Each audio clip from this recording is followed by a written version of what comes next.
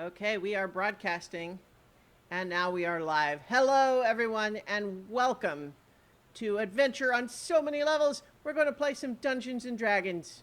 Woo! Yay! I'm Christiana Ellis, and I am the Dungeon Master. Our players tonight, Nobilis as Stelbrillo, Hi there, shiny day. Jason Banks as Ragon Desta, Hello, everyone. Ooh. Paul Weimer as Ithilrim, I stand in the darkness and shadow to bring the light when I'm knocked out and not when I'm knocked out and dying. That is. and David Archambault as Melio Rednose. Let's do better this time than last time. I think we did great last time. Yeah. Well- Except for when your clerk was nearly dying. Speaking of last time, we began in media res, apparently, as you were aboard a Spelljammer vessel that was being attacked by pirates, only to then rediscover that, oh wait, this was on the Spelljammer Academy simulations deck. And it was all just a complicated illusion to act as a sort of orientation / hazing ritual for the new cadets at the academy. And then you went through your orientation process, which involved getting, your basic familiarization with Spelljammer ships, and your learning how to operate a Spelljammer helm, and then also undergoing an obstacle course and meeting some of the general personnel of the academy. But when you were then asked to deliver a crate to Mert, the founder of the academy's bedchambers, turned out that that crate was actually full of Neogi hatchlings, which seemed to have been designed to attack and perhaps kill Mert. But you were able to help defend the hungover Mert the Merciless, and were rewarded for your efforts and then sent to go finish your other chores, so to speak. But as you continue your Spelljammer Academy studies, you briefly met another cadet named Micken Haverstance, and you encouraged him because he was feeling a little down. Met some more of the people involved, and then you were off to your next training mission, which was another simulated Spelljammer training mission where you were sent to recover a log from a wrecked ship and then return, and you're in competition with another team of cadets. And so we begin this session also in media res with you aboard a Spelljammer ship being attacked by pirates. Funny how that seems to happen. Funny indeed. So I believe that we actually did roll initiative last time, but then I got a little befuddled about the various, rules of ship-to-ship combat, and so I think we're just going to roll it again. This is a just side initiative, meaning your side and their side. So just one person rolls 1d20, no modifiers. I think the captain should, so I will do that. All right.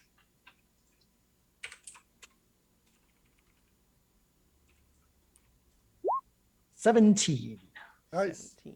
All right. Well, guess what? They rolled also 17. So we're going to do it again. Oh boy. 15. They got a natural 20 this time. Oh, good no. Lord. Yeah. Okay. So No, I that's their only natural 20 this game. One hopes. So think you okay. all may notice that you have a number of handouts now, that these are just the images and portraits of some of the people you've met.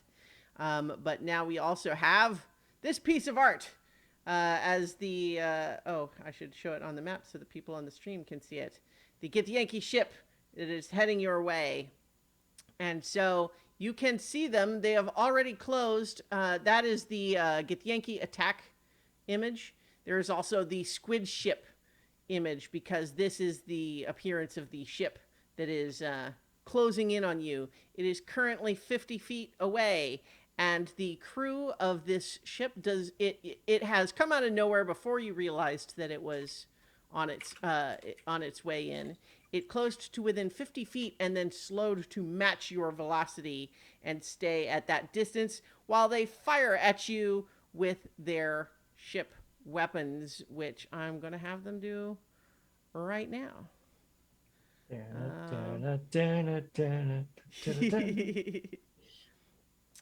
Yeah, so they are firing a ballista at you. And they get a 15 to hit, which I suppose it would be helpful for you all to know what Well, your armor ship class. stats are. And I think we're just going to have to, I'll have to just tell you what they are in this context. But your armor class is 15, which means they hit you. Oh no. Yeah. Oh, yeah. Oh, no. And so that's going to be 3d10. That's going to be 13 hit points damage to your ship's hull. And they are currently in pursuit at a range of 50 feet. And so now it is your turn. And on your turn, all of you get an action. And as Okay. previously discussed when we touched on it last time, but a reminder that your ship does have a ballista and it has 2 mangonels as well. However, it also has a blunt ram. It has each of those larger weapons requires multiple actions to fire. So Right. the ballista requires 3 actions to fire: 1 person to load it, 1 person to aim it, and 1 action to fire it. And so if you wanted to fire that this round, 3 of you are going to need to use your action to do that. I have an idea. You have an idea. It's better than the idea I had last time. Go ahead. I will use a guiding bolt on it, and then you guys crank up the ballista and fire in the same. So manner. you're not guiding the ship. You're just going to shoot at the enemy ship. Well, I was gonna ask whether I can have, being that I am in the helm, The whether I have an person action. at the helm needs to use their action to move the ship. Okay, but if I don't move the ship, Yeah. Then I can take an action. Correct. Okay. Well, considering that they have easily caught up to us and Well, matched no. speed. What they did was sneak up on you. Okay. Okay. So if someone wants, they can try to make a check to see if an investigation check to try to determine if you think your ship or their ship would be faster. Okay. Who has the best int? Not me. Like, I wouldn't be surprised if it's Emilio. What's your investigation +3. bonus? Okay, yeah. Why don't you make that roll?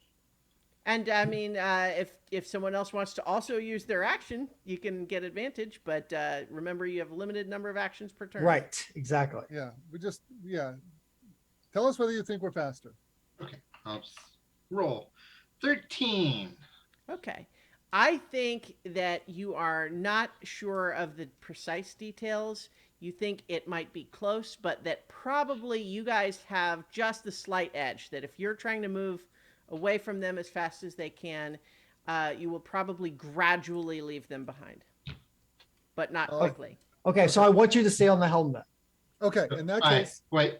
What in million that case, mistake? I will use my action to try to. Milio was wanting to. So yeah, Okay. go ahead. We might have a slight lead on him, Captain. It'll be a while, though. So I think my original plan from last session is going to hold. We keep on moving, and the 3 of us, I point to you and Jason's character. So Ragan Should, and Milio. Thank you. We'll load and fire the ballista while we flee. We'll take the pot shots, and our helmsman will keep us running. We can't finish that this round because you did the investigation, but we can start. You loading can certainly the ballista. get the first 2 actions Yeah. done, right? Like it doesn't need to be all 3 in one turn. Right. For that matter, if you wanted, you could also do 2 actions on one of the mangonels and then 3 on that one next time, right? Like that's also theoretically you could do that. That's also does the The yeah, let's do mangonel that. takes 5. Let's Is it- right, but we're gonna use up all people next round anyway. So let's go move to the mangonel. Let's get that ready to fire next round since we can't fire any of the weapons this round anyway. So you and I start the mangonel. Right. Okay. So that's Okay. what we're doing. So in this case, it is going to be 2 actions to load. So the 2 of you together this time are working together to load one of the large mangonel. I think is a like It's a catapult, isn't it? Well, no, the ballista is more like a catapult. I think the mangonel is like giant arrows, isn't it? Oh, I No, thought I you got think it that's reverse. backwards. I reversed. Yeah, I am right. Yeah, mangonel is a catapult. Bliss is an arrow. Really? Okay. Yeah. I mean, you know what? I'm thinking of trebuchet. You're right. Yeah. So yeah. So in case you're loading one of the large mangonel stones into the mangonel this turn, and Stilbrilio, are you? I am trying to increase the distance between us and them. Okay, so your ship's speed is 35 feet, and so you're going to move 35 feet away from them while the others are loading. For the record, too, I mentioned that you took 13 hit points of hull damage. That's out of a starting point of it normally would be 400, but you had 350 due to taking some damage from the lightning storm earlier. Oh, okay. Oh yeah. From the eels, yes. Singing eels.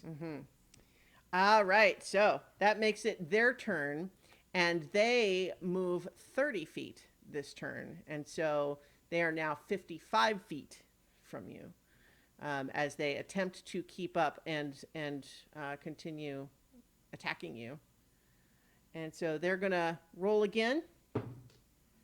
This time they only got a 13 with their ship weapon, and so they miss you. But they're in pursuit. Okay. So now, Now we finished the Amelia mangonel. will help finish firing the mangonel. Okay, so looking at that, now there are 2 actions to aim it and then 1 person to fire it. I think that what we're talking about here is the 2 actions to aim it are sort of the blunt, getting it pointed in the right direction. The person firing it makes the roll for the precision last little, you know. What sort of roll is that precision? Well, you're good. It's basically a +5 attack. Oh, okay. So It's not your own stat. It's Okay, it's okay. The ship's So- stat, yeah. So basically, decide who it is that is actually firing, and they roll +5. Okay, I guess the captain's going to fire this thing. Indeed, Captain. All right. So they get the mangonel into position. And I get a 7.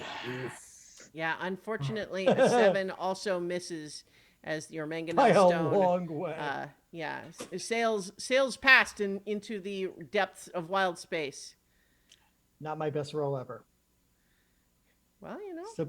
Stabrilio, please get us out of here. Doing my best, Captain. Yeah, so once again, you are feeling the ship respond as though it's a part of your body, feeling its keel strain, the hull creaking and groaning around you, the cells flapping in magical breeze as you put another 35 feet between you, only for them to once again try to move on in and close the distance. So they're now at 60 feet because you are gradually pulling away from them. And so they make another attack on you. This time it is a 15 even, so that does hit. And once again, splinters of wood fly up, and your ship takes another 15 hit points. I'm tracking that Okay. for the record. So you are at 325 now. But yeah, so you are definitely taking damage, but you are gradually pulling away from them. Is your turn again. All right. We reload the mangonel. So So you through are the going to 5 do the actions, mangonel yeah. again and not switch to the ballista? I've got a plan. Okay. So you can definitely get it reloaded and half aimed, and then you'll have 2 actions remaining for it next time. Exactly. I have a plan. Okay. Okay, so once again, you're pulling away, and they are continuing to follow. They make their own attack again and get a crit. Oh my God, we're getting Yeah. battered here, guys. Much Uh, of it.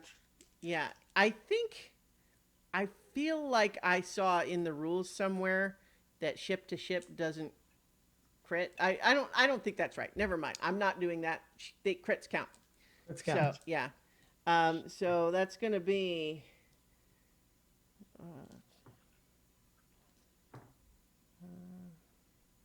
19, 22. Oh, Wow. Yeah, Yeah, so we're one of taking- the you feel that the one of their ballista bolts has struck and damaged the keel of your ship, and although you don't feel it as physical pain still, Brillo, you are aware of every piece Yeah. of the ship, and you definitely feel it taking damage under this barrage. They're at 65 feet as they close this time. She can't take it much longer, Captain. Yeah, I knew that was coming. I knew that was coming.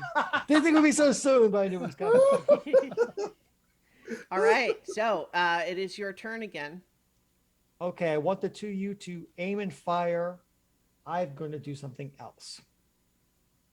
Milo, why don't you fire? okay. All right, so once After it again, gets loaded up. Could we? yeah, so it requires 1 more action to finish loading and then 1 to fire. And the ballista takes all 3 of us, correct? Yeah. Why don't we hold off 1 more turn and have 1 person finish the aiming process on on this one, the other 2 load and aim the ballista, and then next round we hit both. We hit them with both. Okay, I was going to cast a spell at the ship, but I think I like your idea better. Because we don't Okay. necessarily know how well our direct attacks work on something that big. Mhm.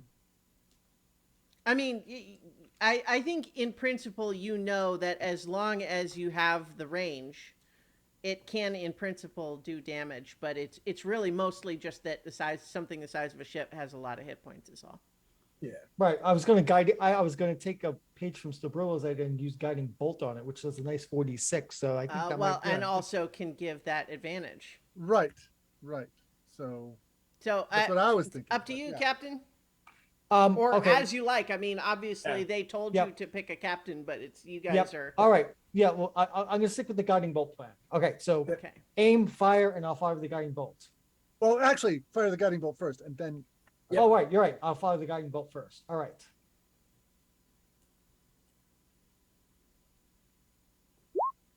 So that's a 15. So it just hit. Well, 15 is the is your ours. AC. What's their AC? Oh, that's So I should know. I should know this, but hang on. I got it. It is. Oh wait. Yeah, it is also 15. So yeah. okay.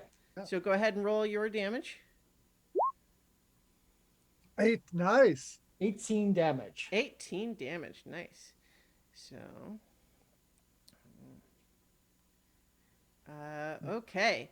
And you see that there is a patch of the keel that seems to be glowing brilliantly with magical dust. Guiding bolt does have a range of more than 60 feet, right? Yeah, 120. 120 feet.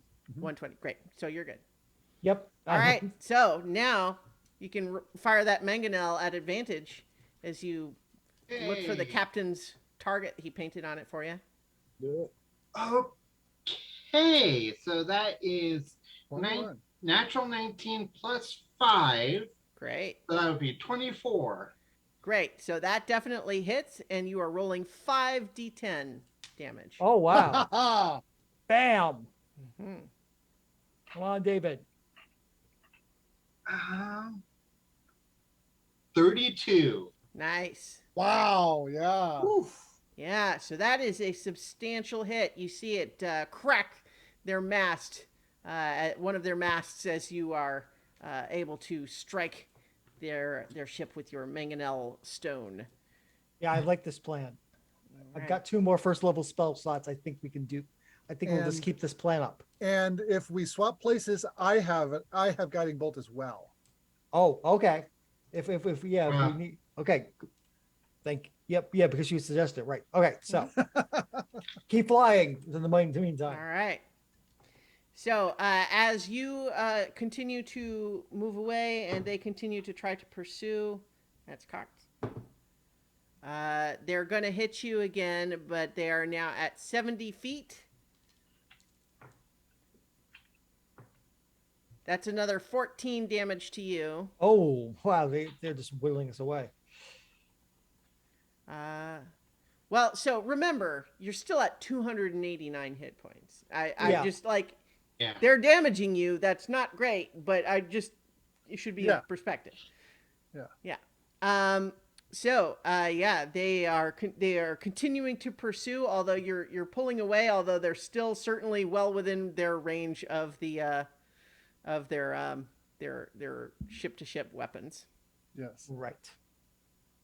Okay. So our next round, we're loading the mangonel, and still Brillo is keeping us pointed towards home. Yep. All right. So the idea is to just, that's 2 rounds worth of preparation there, right? Right. And the next round we'll do the same thing. I'll guiding bolt, and they'll finish and shoot the mangonel, and yeah. Okay. So continuing to pull away and the rest of you get 3 actions into the next firing of the mangonel. Eat space rocks. Yeah. But here's something that I think probably Stelbrillo notices first by virtue of his connection to the ship. Uh-huh. It is something that everyone kind of knows, that you have a ship like the one that you came to recover the log of. Hands are lost at space. And just because you're in space doesn't mean things like shades and ghosts and everything can't happen. They can happen just like anywhere on the ground. And it looks like the combat has attracted the attention of a pair of shadows from the wreckage. And they have moved onto your ship to try to attack you. So I think... Oh boy. Yeah, right? So in addition to what was already happening... Where is my... Hang on, I need my stat. There we go. So you have these 2 shadows. One is coming after you, Captain. It gets 16 to hit. That will not hit me. It will not hit you. So it attempts to reach out its strength drain hands to you, but you are able to jump away. And then I think Milio, the other one's coming after you. Oh no. But it only gets a 10. Oh, really? It just it grabs for his head. Really, just ducks under it. All right, so the ship that is still pursuing you is at 75 feet away, and now it gets a 23 to hit. Oh.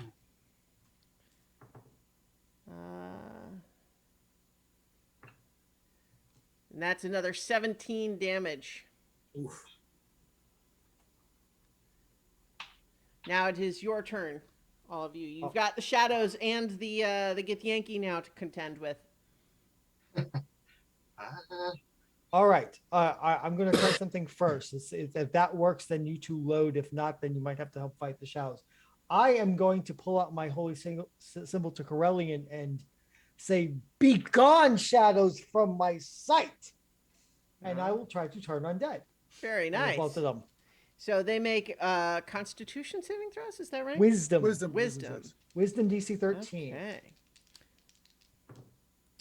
That is an 11 and a 5. They are both repelled from the divine might of Corellin as this beacon of light shines out from Ithilrim's holy symbol, and the shadows recoil and flee the ship.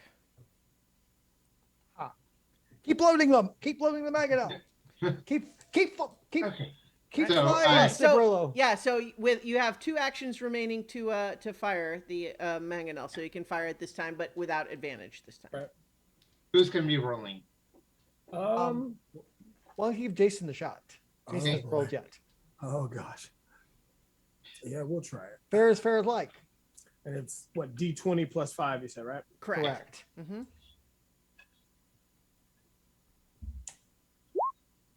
18. 18 is a hit, so please roll 5d10. My goodness.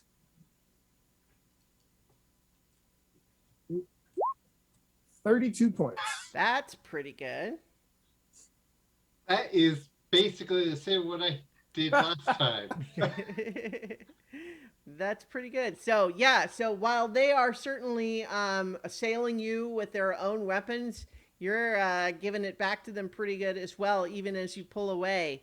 But they are not deterred yet. They are now at 80 feet away, and they fire again, but miss. Their ballista bolts sailing off into the reaches of wild space. So once again, your turn. All right, same verse as the first. We load the mangonel, and Sabrillo keeps us flying. Indeed. Not going to mess with the formula that's keeping us alive so far. Yeah. So yeah, we're doing that. Okay. So once again, Stelbrillo piloting the ship at full speed while you prepare the mangonel for firing its next round. The Githyanki are now at 85 feet, which I keep mentioning because probably there's a point at which, you know, it might get to a magic number that makes something happen. You might just Yeah. Well, also it's relevant if you're doing anything that has a spell effect range, etc. Right? Yep. Yeah. So, but they do hit again. That is another 22 to hit for only 11 damage that time. Okay.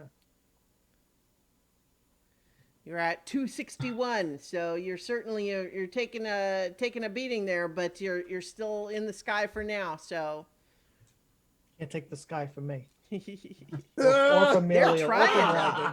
They're trying their hard, though. Yeah, but it's your turn, so tell them. All right. From the All land right. and boil the sea. All right. So first step, I will try guiding bolt on the ship. Mm-hmm. That is a miss, though, at a 13. Okay, a 13 unfortunately does miss. However, you still have your mangonel ready to fire. Yep. Fire the mangonel. You just won't get an advantage. I'll go and roll this time. You got it. That is 22. Nice, nice. Okay, roll another 5d10 as you send your mangonel stone hurling into their hull. 30. 30. Okay, very nice. So, as you send this mangonel stone hurtling towards them, you see it smash into one of the tentacles running alongside, breaking it off. And then, certainly, they have decided to perhaps find an easier target somewhere else. And so you watch as they break off their pursuit and leave you to escape. Well done. So, Much better. you are able to pull away, and you've taken some significant damage, but you made it out intact, and you have already recovered your target logbook. Yeah. I mean, just Best need to get speed for back. home, Mr. Stobrillo. Aye, aye, Captain. All right. Is there a way for us to try and repair some of the damage to the ship? There is, but the repair rules are a little interesting. If you have mending, the cantrip, that's pretty good. If you need to do it in any other way, it's time consuming and expensive. I do not have mending. I look over to our friends. So Nope. I don't have mending. Nope. Well, I guess we're not fixing the ship. Mhm. right. But you know certainly that you know, returning it to dry dock is where it would be repaired most easily in any Yeah. case. Right. So as you are on your way back, you are once again jump up to Spelljammer speed, and you're racing through wild space, heading back towards home. But then, once again, your ship slows, marking the unexpected presence of something else in the vicinity. It takes just a moment to spot another hammerhead ship in the distance. The other ship is severely damaged and adrift. Every few seconds, bands of electricity ripple out from the center of its hull, dealing further damage to the ship. Oh my. The Do we- hammerhead ship is the kind that you're flying. Do we see Yeah. any colors that they have? Like that would be ours to know their friend or foe? You would have to move in a bit closer. Bring us in closer, Mr. Sobrello. Okay. Let's take a look. I'll change heading Mhm. to come closer, though I'm not heading directly at it. Sure. As you get closer, you spot the cadets from the other team on the deck, and no check necessary to see. Yeah, they're in trouble. And you see Micken, your friend from breakfast, here, and you have a handout of him now. If you hadn't, this is Micken Haverstance, and he sees you, and he is waving his arms and seeming to be calling for help. Are they just fighting one ship? No, they're not fighting anyone. Their ship is damaged. It's They- not they- functional. I think we should grab them and bring them aboard the ship and get them back to dry dock. All right. I will bring our ship alongside there. Be careful of that electricity. Mm-hmm. Yeah. Can I tell like how far the distance of dangerous? Yeah, you can see that this electricity seems to be coming from damage to their ship, not some external factor. No, Okay. but what I mean is, can I tell how close we can get without being affected by it? Oh, yes. No, that's what I'm trying to say, is that as long as you don't like come into direct contact with the ship, you should be fine. All right. Well, Okay. I will come up to within gravity planes. Well, so what you can do is orient your ship to match their gravity plane Right. and Yeah. come in close enough that your air envelopes merge. Right. And so that that's- they can just come And then they across. can kind of like, they, you know, either We can swing, throw they- ropes. Yeah, exactly. Yeah. All right. That's what I'll do then. Hmm. So Good, as good. yes, as you are, you come in close. There's no checks related here. This, you know, this is the test to see if you help your fellow crew cadets, right? So you help evacuate them, and they are grateful and explain that a Githyanki ship came out of nowhere, and we can sympathize. It happened Mhm. to I know us. that feeling, yes.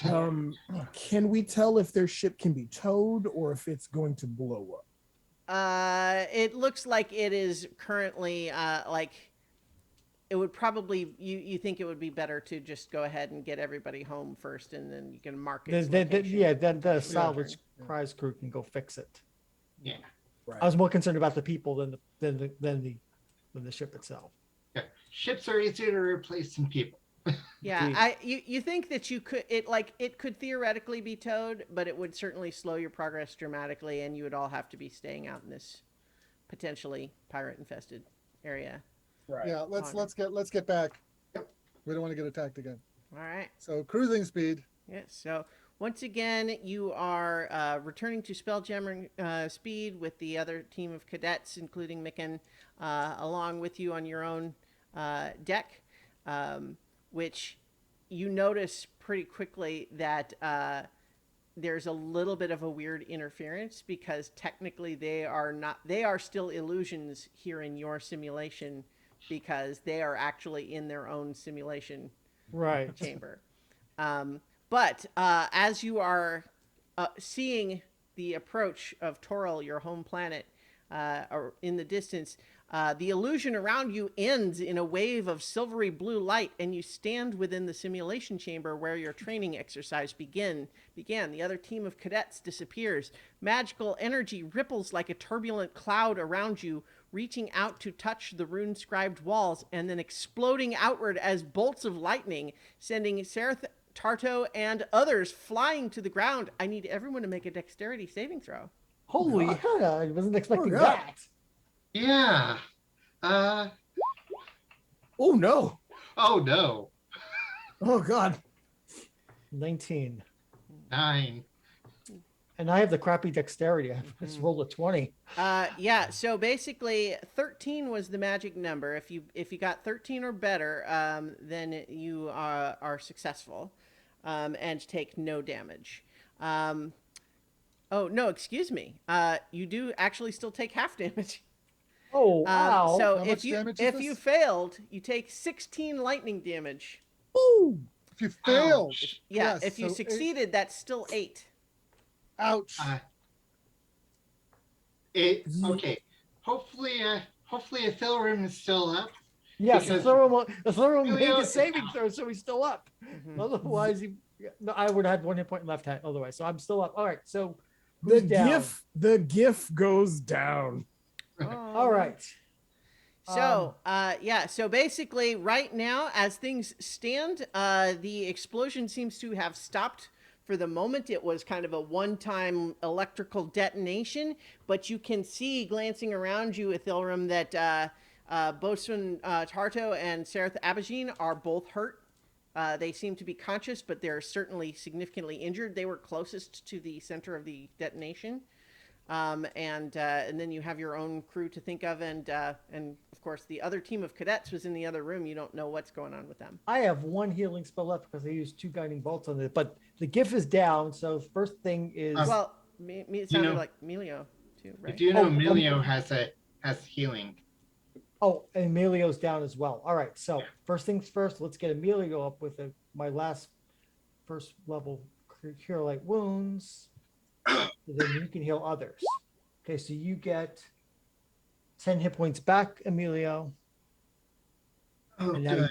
and now you can help. Now you can help Ragan and others. Okay. Can I go and hit cure wounds on Magan? Rag- Or Ragon. Ragan. Yeah.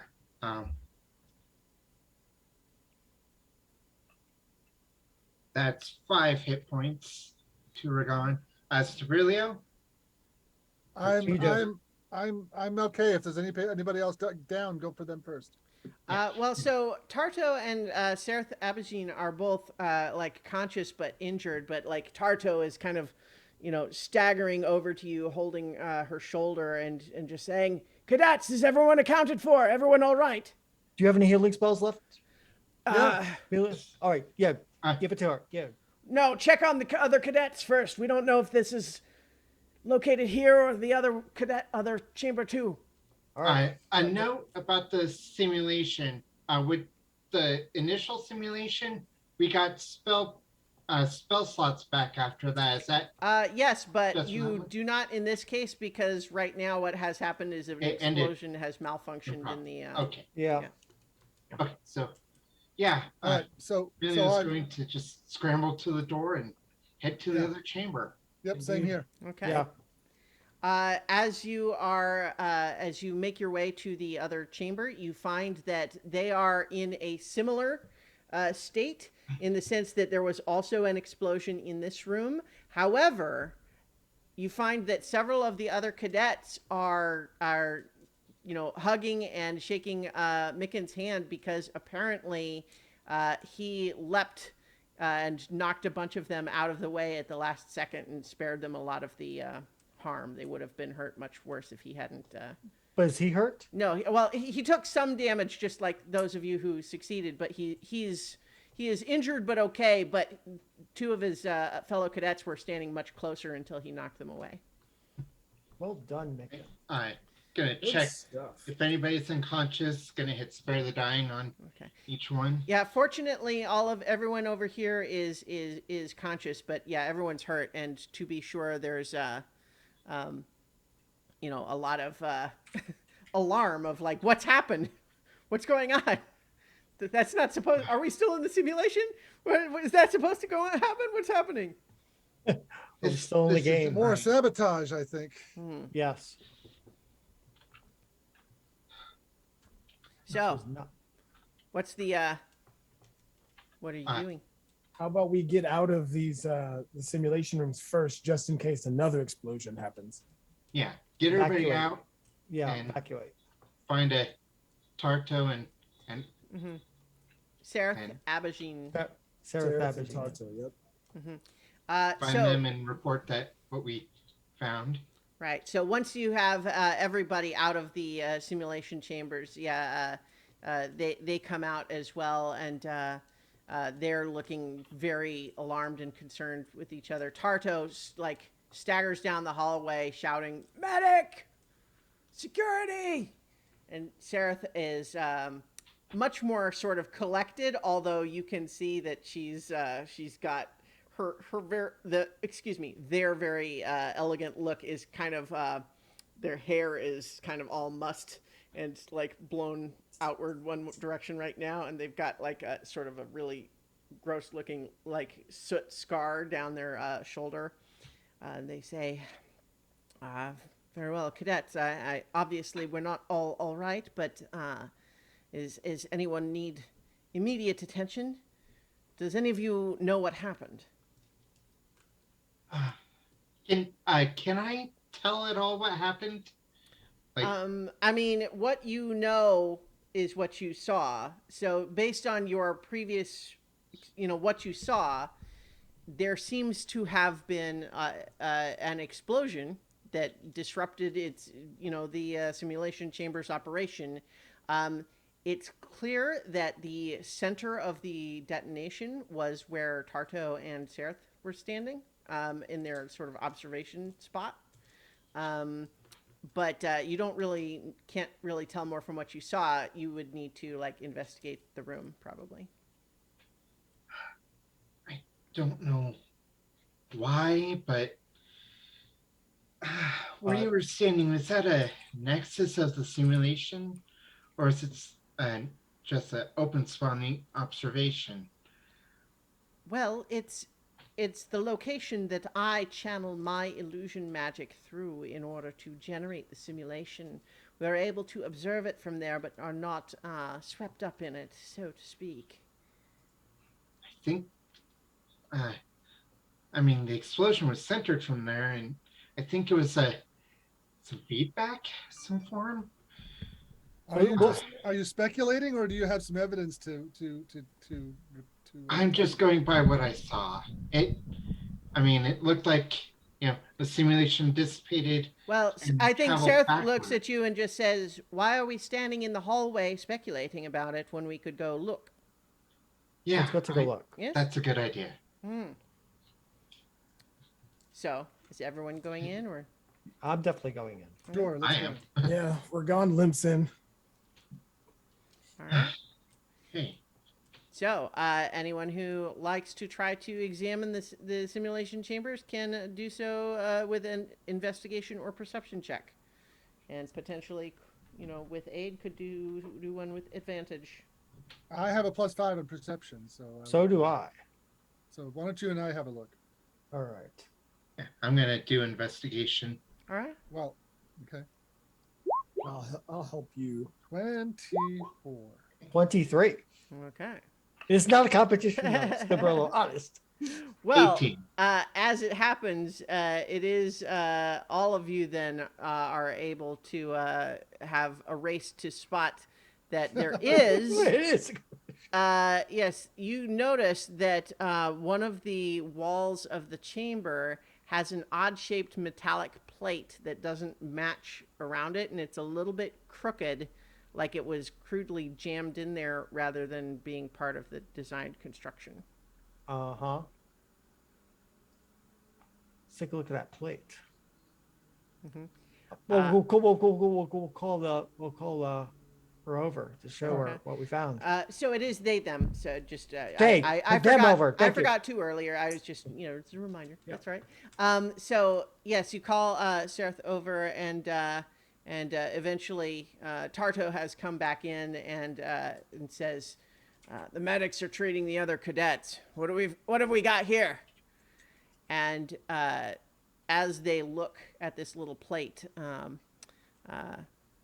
Bosun Tarto scowls, chomping down on her cigar. She points to the sigil as she on the plate as she looks to Sereth Abajin. That look familiar to you? Sereth's quicksilver eyes scan the object coldly. Vokath, I should have suspected. It appears that the Mercane's grudge against Mert has become a vendetta. The old wolf must be told. So, Who? Arcane? Uh, Cadets, that is above your pay grade. You have, before we were so rudely interrupted, we were scoring your performance on this simulation journey, and I am very pleased to report to you that the four of you have passed your assignment. Well done. Okay. Milia would like to basically memorize the sigil that was pointed out. Okay. Yeah. I think as you're looking at it, there's Tarto is just saying, Cadet, we applaud lifetime learning here at the academy, but you have been dismissed. Understood. However, Yeah, you some are tightness. all due a bit of a stipend as a reward for completing your mission successfully. You got you got 1 point for successfully plotting the course, 2 points for navigating the asteroid field without damage, no points for navigating the electrical storm without damage, as you were damaged there. Certainly, the ship took some damage while you were fleeing the pirates, but that is part of the exercise. You were awarded 4 points for escaping them and another 2 points for rescuing your fellow cadets. So, you have passed. The threshold was 6, and you're all good. So, collect your stipend at the ship stores, and we will resume our normal mission structure tomorrow, when all this is cleaned up. Dismissed. as you said, bow and let's go to ship stores. Yeah, Ragan is just like Roger, and after Roger. after he gets his stipend, or before he goes to get the stipend, he'll definitely go see the medics. Oh, sure. Yeah. Yeah, I probably should as well. I'm at 9 to 7. Oh, yeah. All of you are able to receive, medical treatment, and you have been awarded 100 gold each as your prize for winning the competition. Is in gold or is in vouchers? As in gold. Okay. Oh. Oh, Yeah. Wow, oh, then we have to Nice. spend it now. All right, that's the right. It's even better. Yeah. Then we have to spend it. You also graduate, which means level up. Hey! You Good should done. now be level 3. Ooh, what is Emilio gonna be?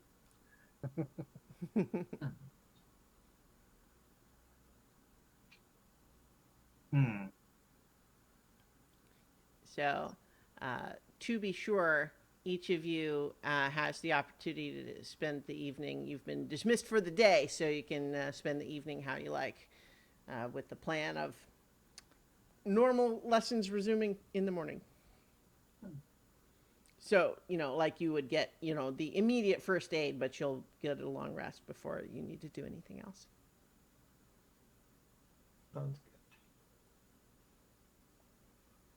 Okay. I am going to spend my evening as much as without staying up too late, brewing healing potions. I bought the materials to make 2, but I might not have enough time to make both of them. Okay. Does it say how many hours? I didn't look up the rules.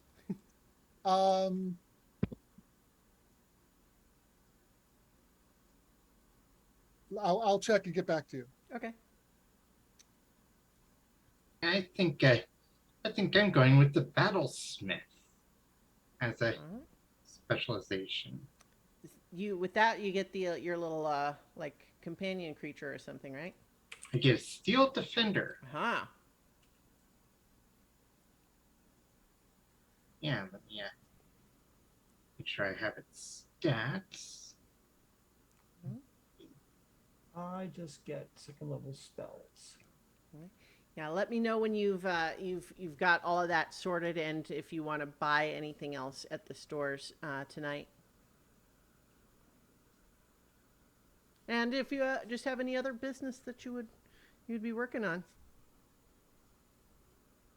There's certainly a lot of talk in the hallways and in the cafeteria about the mysterious the thefts, the attack on Mert's life, and now an explosion in the simulation stack. What's going on? Nothing good, that's for sure. Um,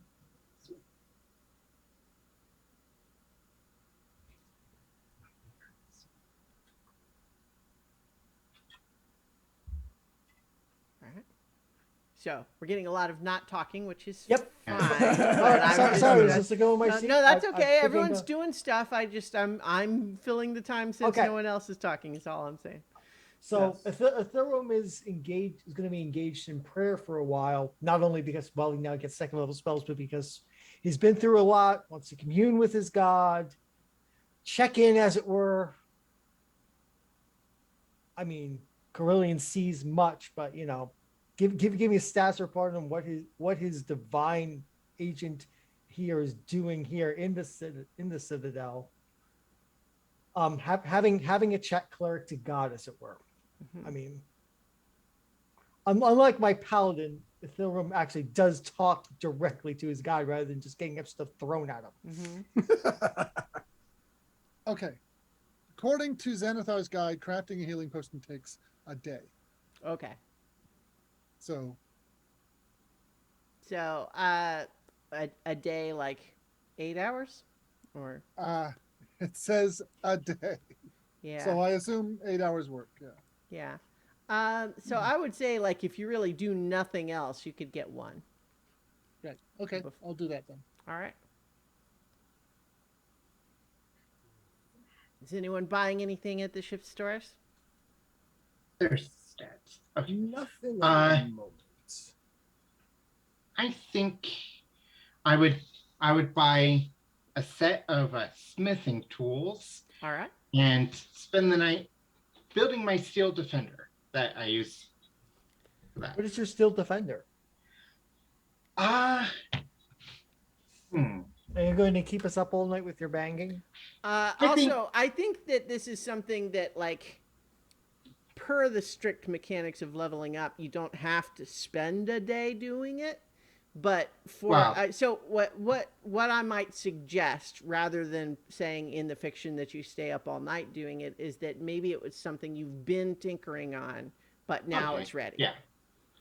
Yeah, I just so like it's been something I've been building, and just like I'm able to get the last bit of materials and get the last inspiration to fire it up. And it's kind of like almost looks like a monkey, but like kind of thicker and heavier, And somewhere between a chimp and a gorilla. and All right. metal. And Yeah, metal. metal. Yeah. Yeah. All right, cool. Little clockwork construction construct. Yeah. Nice. Does it have a name? Hmm. I mean, maybe it doesn't have a name yet. Hmm.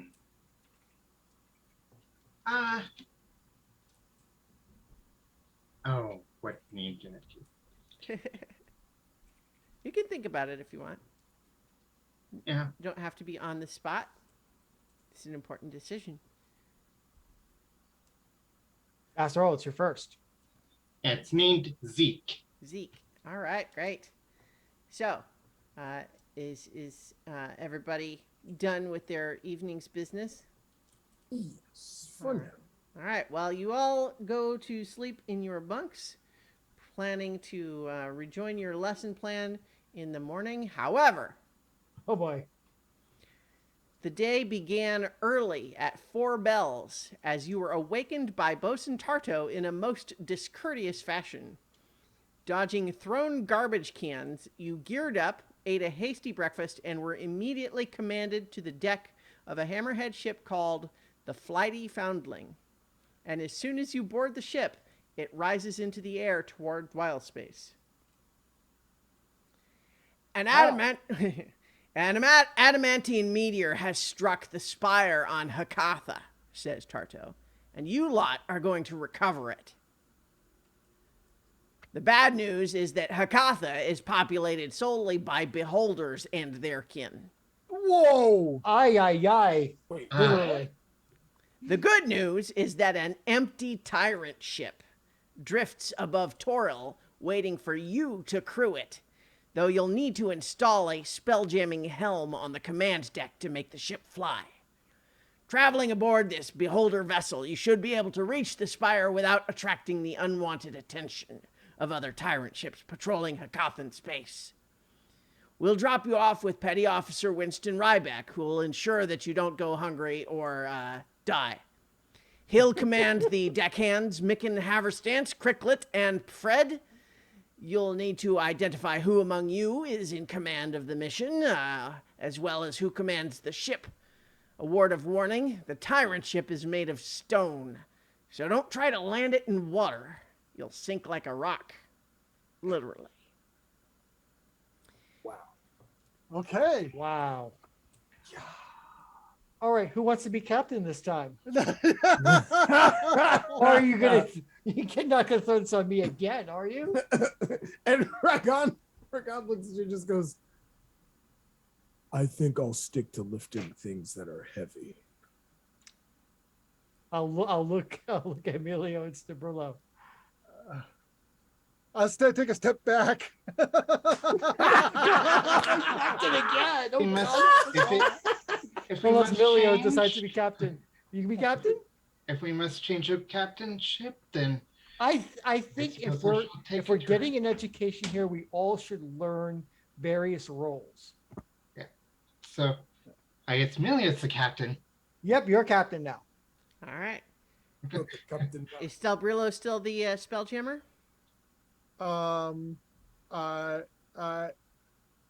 I think honestly we should switch, and I'd be Stealth Brammer this Okay. time. All right. Good. All right. So rotating the roles again. Yes. Although to be fair, we kind of graduated, and this is a real mission. Yeah. Yes, I know. Yeah. Things have accelerated fast. Yeah. So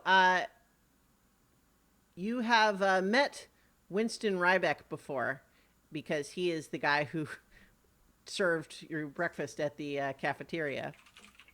But he is actually an officer, and so he is kind of chaperoning, so to speak, Right. this mission. And then he is also in charge of, in lesser position, Micken Cricklet, who is a Thrycreen, and Fred, who is a Plasmoid. And I've given you new handouts to indicate those. Tarto explains to you that as things stand right now, we have got a lot going on here at the Academy. And this is something where we have a lot of committed resources in specific places. And this is a time-sensitive mission. And given your performance at your simulation run yesterday, we think that, along with the chaperone, of course, that you're ready. If you don't think you're ready, definitely tell us, and we will turn around and do without an adamantine meteorite. And then she basically glares at you, daring to do that. Daring you to do that. I say we go. Do you know how big the meteorite is?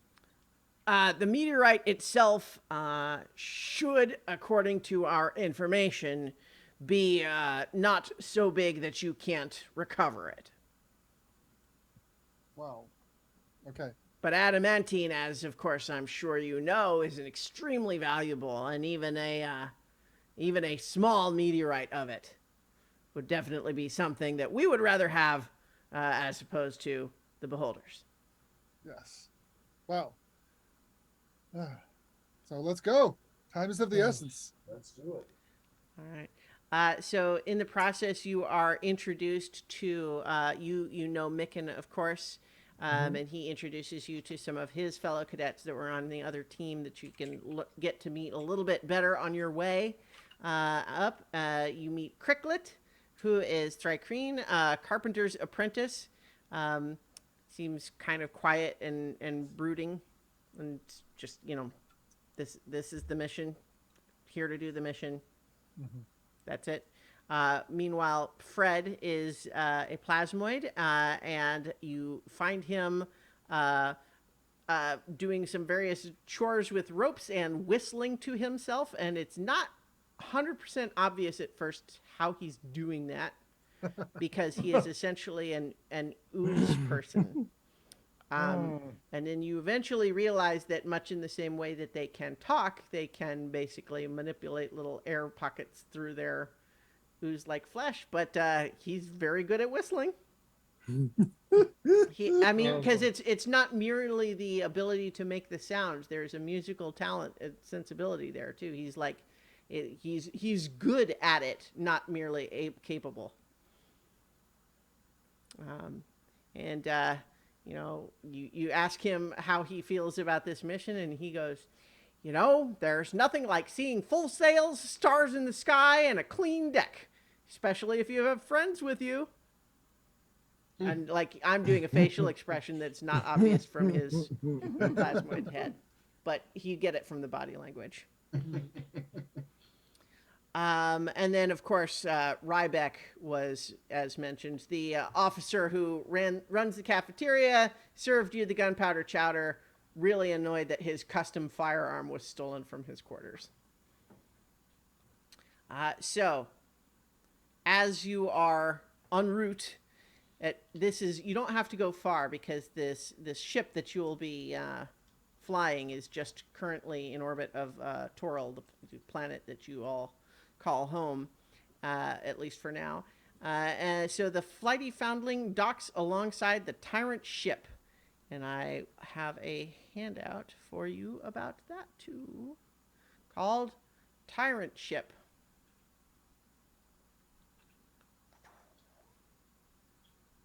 Oh, that looks like that. Vessel.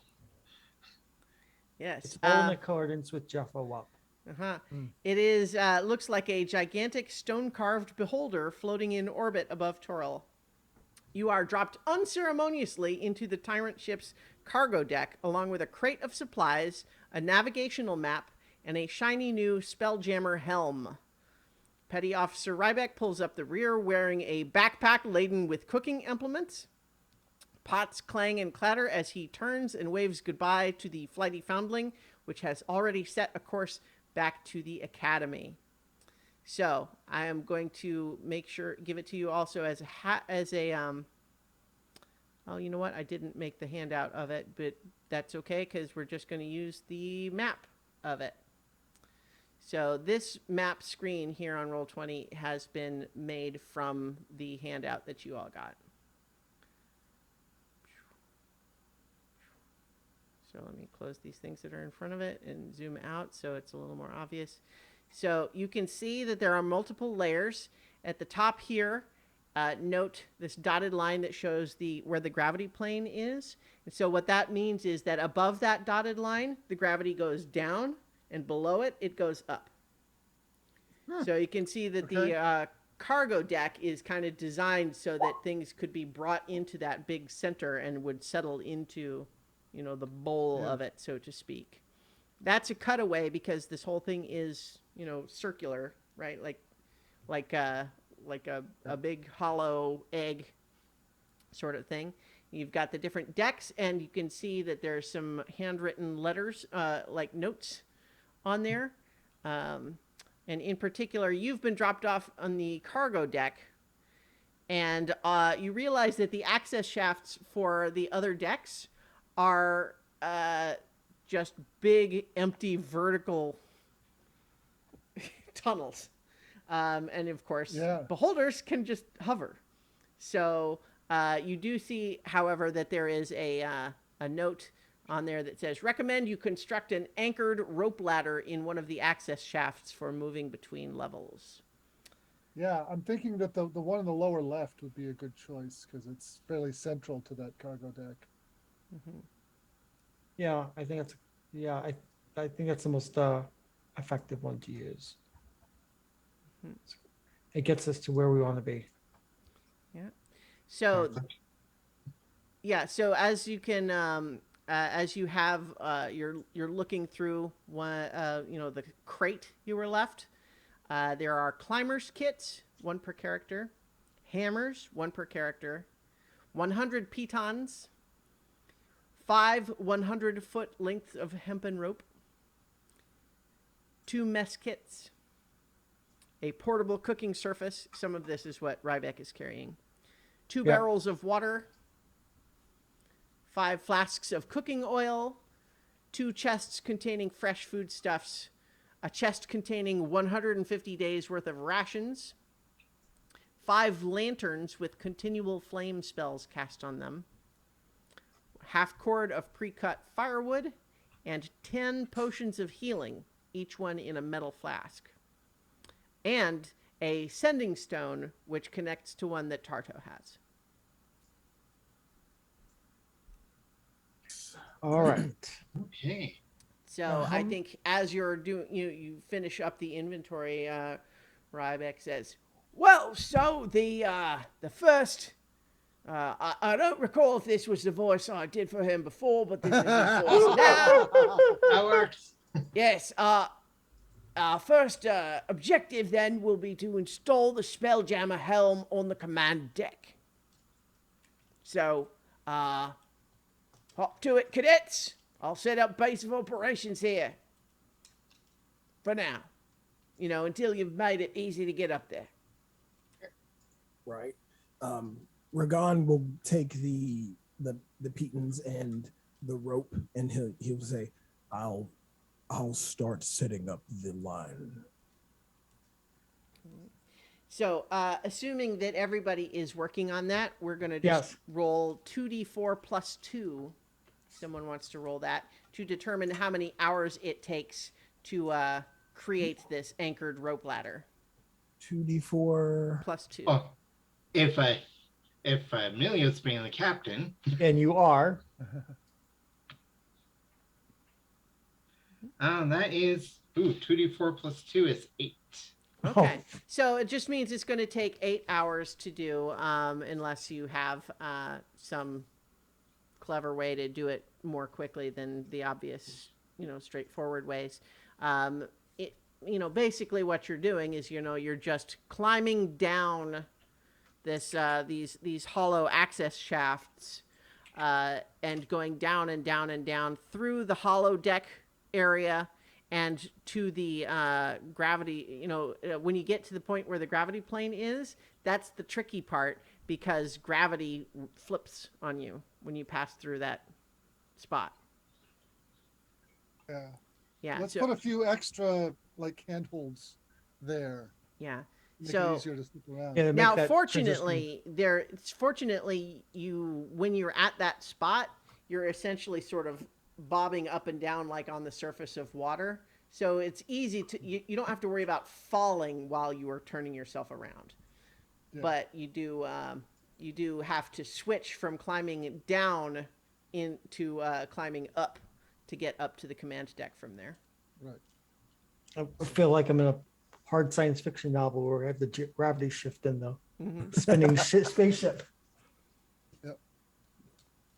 All right. And then, on the command deck, there's a hole in the floor, in perceived floor, right? Mm-hmm. So I think we should put the helm in one of the side chambers there.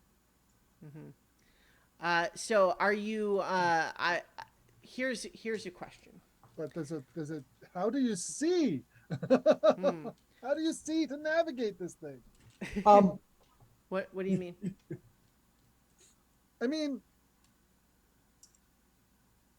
How does one see the outside world? You How do mean? you see what you're doing? Oh, Yeah. well, so once the Spelljammer helm is installed, whoever's connected to it has awareness of everything around the ship. Okay. Okay. So I'll be able to detect things. Good. Yeah. Because I can't see through rock. So here's the question. Mm-hmm. Given that there's not really a reasonable way to get there until the ladder is built, are you just kind of in a straightforward way doing the ladder progressively each step as you go, or are you like going up to explore or anything first without making the ladder? I think we want to have the ladder first. Okay, so I- I nobody. think ladder. Okay, Yeah. so nobody is going past where the ladder is until the ladder's done. Yes. Yeah. Okay, I mean that makes sense. All right, so that takes 8 hours to do. You know, you've been working hard at that, but we're not gonna do like forced march or anything like that. But so after 8 hours of hard work, you occasionally come back, take breaks, and Ryback is is that good news. I've got lunch set up, and he has made more gunpowder chowder. Gunpowder chowder for everyone. I will stick to the vegetarian. Is he make a vegetarian or Yeah, meat? he's made both. Okay, then I'll stick to the vegetarian. Never let it be said that I'm not sensitive to different dietary restrictions.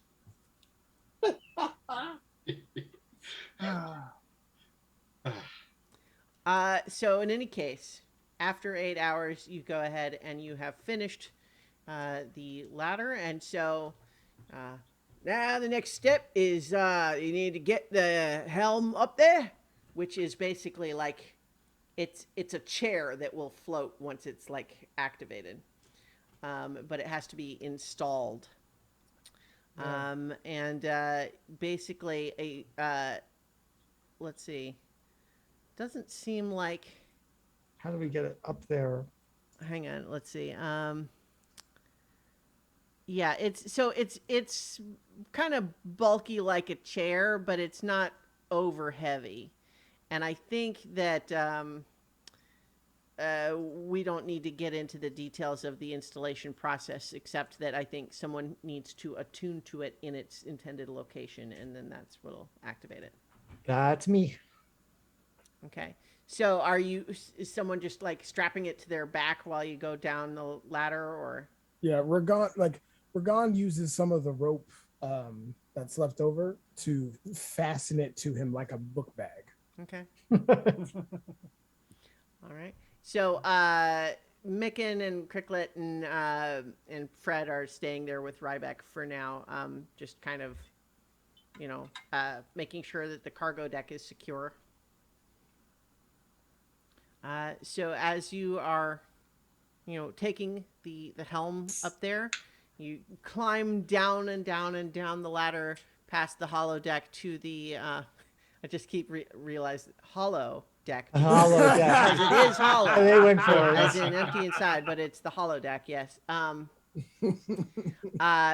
and then turning yourself over in the place where the gravity plane shifts, and then climbing, up again a little bit and around that little curve to get to the command deck, which is sort of like sloped upwards until you're in that little center area.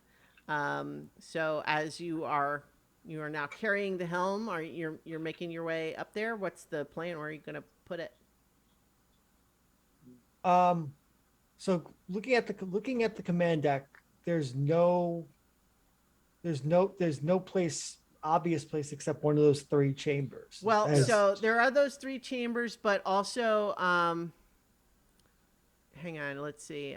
There is the three access there shafts. there is a couple of what look like arcane control panels from when presumably the Beholders operated it that are here and there. They are all of mysterious purpose for now, but basically what happens though as soon as you move into that little central area, you see one of those panels light up, and all of a sudden underneath you, you feel the ship starting to move, but it's not moving like it's traveling somewhere. It's spinning. Oh dear God. Um, I actually the character that's the player, not the character. The player gets motion sickness. The character having lived in astral space should be fine, but I'm thinking, oh dear God. Yeah. So, yeah, this is looks like you're going to be in a tumble dryer here in a second. So let's all roll initiative, please. Oh boy. Initiative. All righty. Here, let me put your tokens on this map just for Yeah.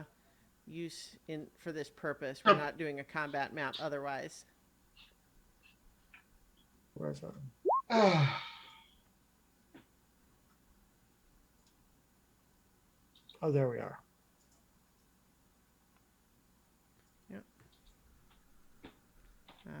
Although There where is you the- are actually are, you're like down here.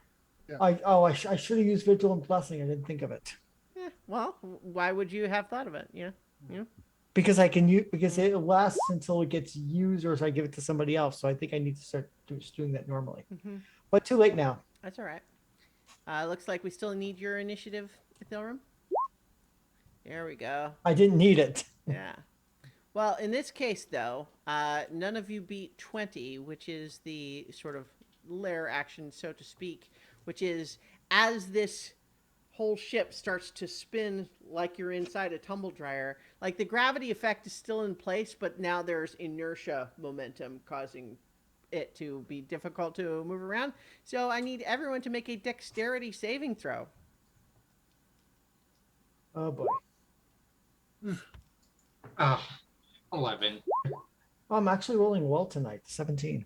Okay, this is ridiculous. I rolled max damage on the damage die here. So everyone who didn't beat 15 is going to take 12 bludgeoning damage and be knocked prone. Oh, Oh, wow. Yeah, on a successful save, you only are going to take 6 and you're not prone. how? As a reaction, I'm going to use Shadow Z Resilience Okay. and prevent 5 of that. All right. So so it looks like only like Ithilrum beat that save. What about Melio? 11. I failed. Okay. So what about your is Zeke there? Zeke would presumably be doing this too? Yes. It would be 2 plus. So it would need to do saving throw. Mm-hmm. Be, And Zeke goes on your turn, right? yes. Right. Yeah. Okay.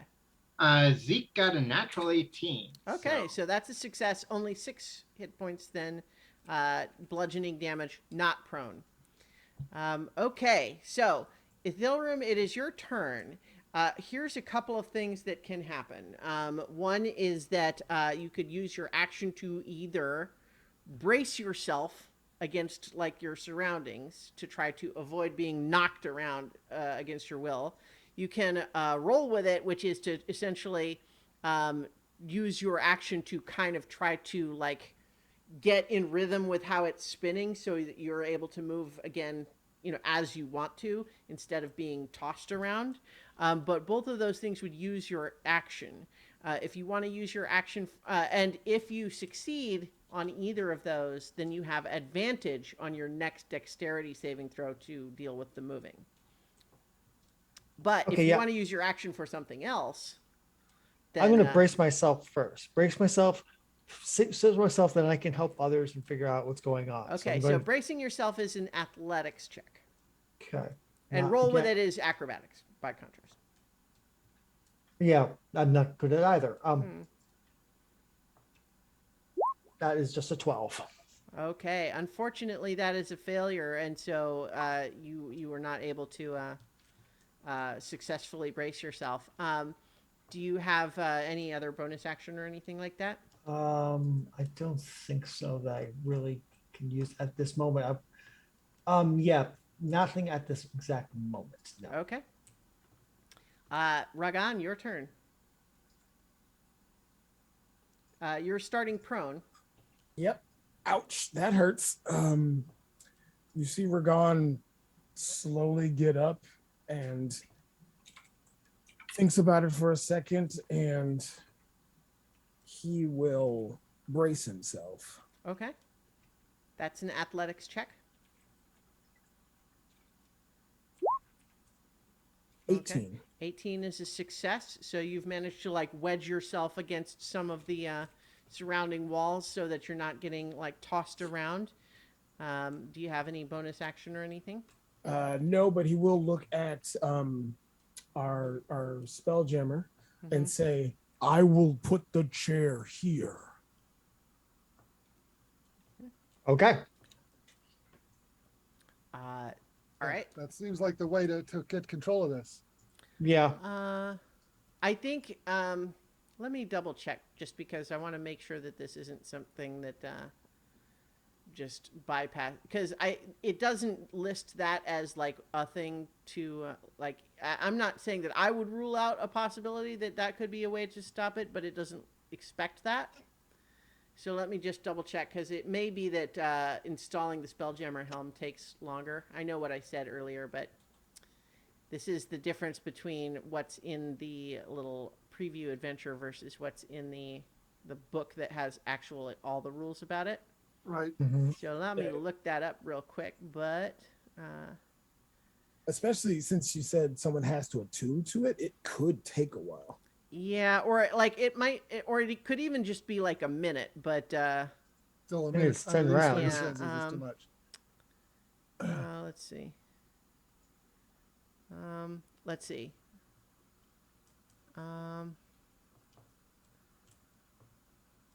So once it's installed, you can use your action to transfer it to someone else, the attunement to someone else.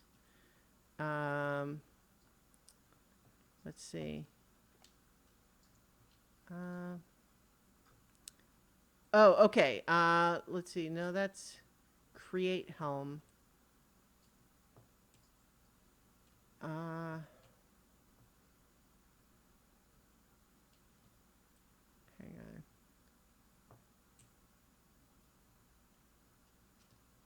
on. Okay, well, you know what? The rules are not as clear cut on this as I would have expected because it's not actually written quite the way that it suggests in here. I think so. The way that it talks about it is that you don't have like an active. So in the main book, what it says is that there is a spell, 5th level spell, to create the helm that you do with this crystal rod and a chair, right? And that spell only takes 1 action to do, but none of you would be capable of that. No. And so the implication is that you have something that needs to be installed. I apologize just because this is a like it like the adventure assumes that you're just going to deal with that after you're dealing with this issue. Right. Well, then we can just state that it would take too long. Yeah, I think it'll take a minute to do that. So Right, I'll just so we can move on from there. So I don't know if that would have changed anything that you would have done, Ragan. No. Okay. He would still brace himself. He just wouldn't have worried about the chair. But I've used my action, so I've got an idea there. Okay. All right, so that would make it Celbrillo's turn next. Okay. I am going to wild shape into a mountain goat Okay. because that gives me advantage on saving throws that would knock me prone. Oh, clever. Bro, And I'm going to Is bounce. this is just a regular mountain goat, right? Not a This like is- a large this one. Yes, this is a regular mountain goat. Yeah, Okay. This is a medium-sized, shaggy, horned Bloop. ungulate. And I am going to bounce over to, that's a bonus action. And I'm going to bounce over to this panel and look it over and see if I can figure out what needs to be done. Okay, so this is a you are not doing the roll with it check to try to give you advantage next time. You're just using your action this time. Wait, I'm so using- your action was to wild shape, right? My bonus action is to wild shape. Oh, okay, okay. Are you sure it's a bonus action? Because I think Oh, only you're right. It is. You are right. It is an action. only Circle of the Moon has it as a bonus action. Right. Well, I'll do that next turn. Anyways, Okay. yes. So in any case, though, you have done that. Yes. And now it is Melio's turn. Okay, so I can do um you-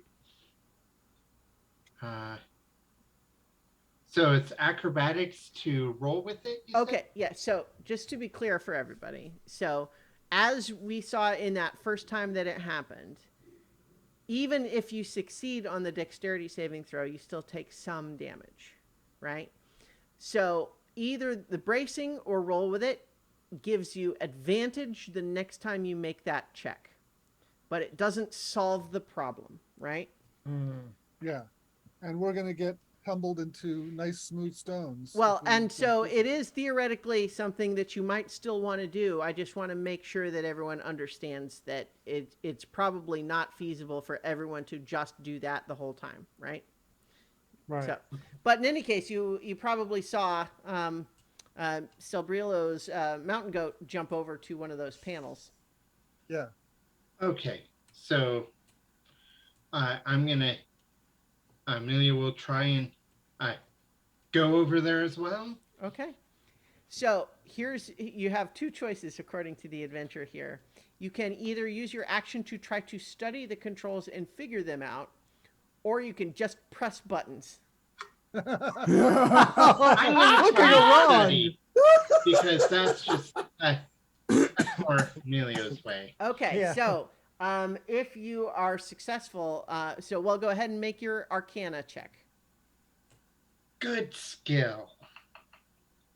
That is a 23. Oh wow, Nice. that's great. Okay, so yeah, you are able to see just what button you need to press to turn it off. However, you are not able to do that this time because you're kind of being you see it well enough to distinguish that, but you're not like right there to press the button. You'll have so if on your next turn you are at the panel, you can just turn it off, but not this turn. Okay.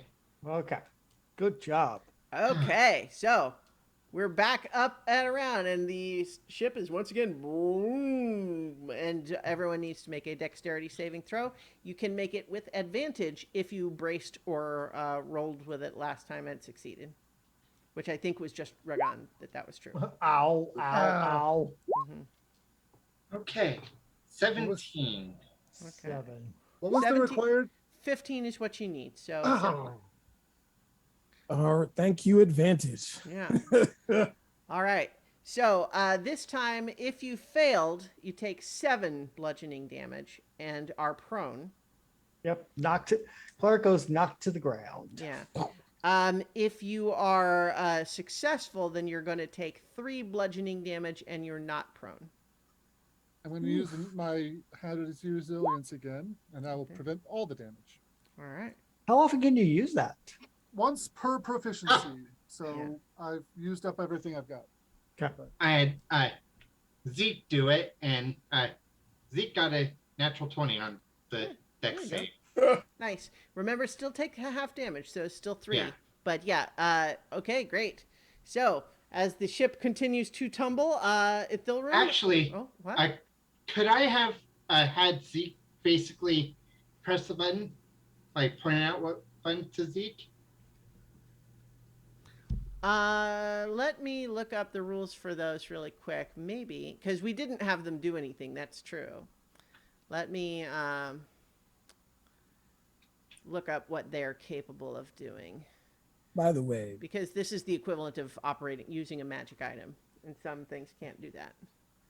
so while our glorious DM looks that up, you all see that Ragan looks rough. Like these 2 tumbles have basically sent him sprawling on his back into this chair that he so happened to be wearing, and he looks bloodied and rough. Like Yep. he's been taking the worst of these. Okay.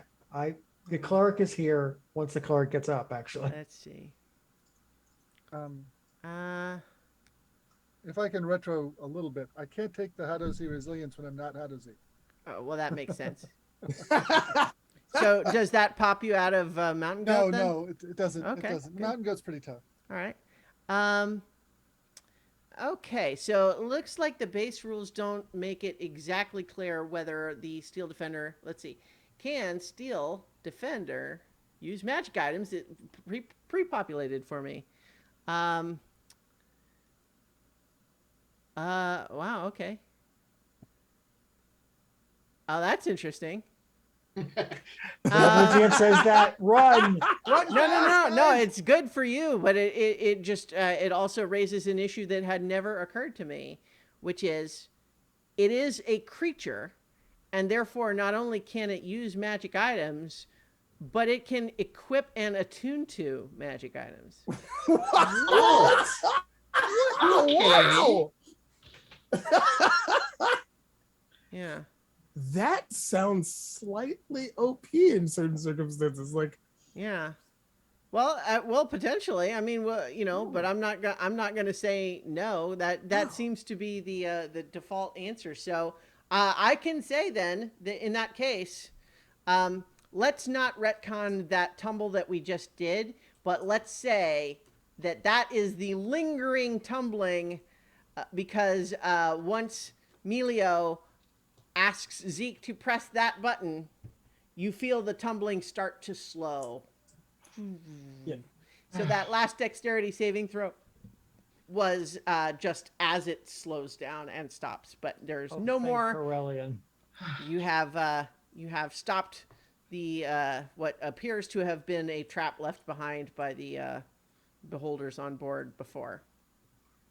I'm gonna go over to Ragan and hit him with the cure light wounds because he looks really rough. Listen, that first tumble almost one shot me. Oh, Oh, geez. okay. You got 5 hit points back from the cure light wounds. Well, remember there's healing potions too in the crate of Yes. supplies. Yeah. Yes, and those are useful when your cleric goes down. There's also the fact that your Ryback and your other crew were down there in the cargo hold. We probably should check to see how they're doing. I'll go check on them. You guys get this chair set up. Okay, yeah. Or actually, we should ask the captain. Sorry. we should ask the cap. Sorry, we're topping the captain over. Sorry, Yeah. Leo. Sprillo, go check on the rest of the crew. We'll get the chair set up. Okay. All right. Needless to say, in order to say that I ended my wild shape. Okay. And Ragan, not excitedly, but with a look of relief on his face, puts this chair down and just kind of sits sits next to it, bracing it, but is like, "Ugh, sometimes it doesn't pay to be this big."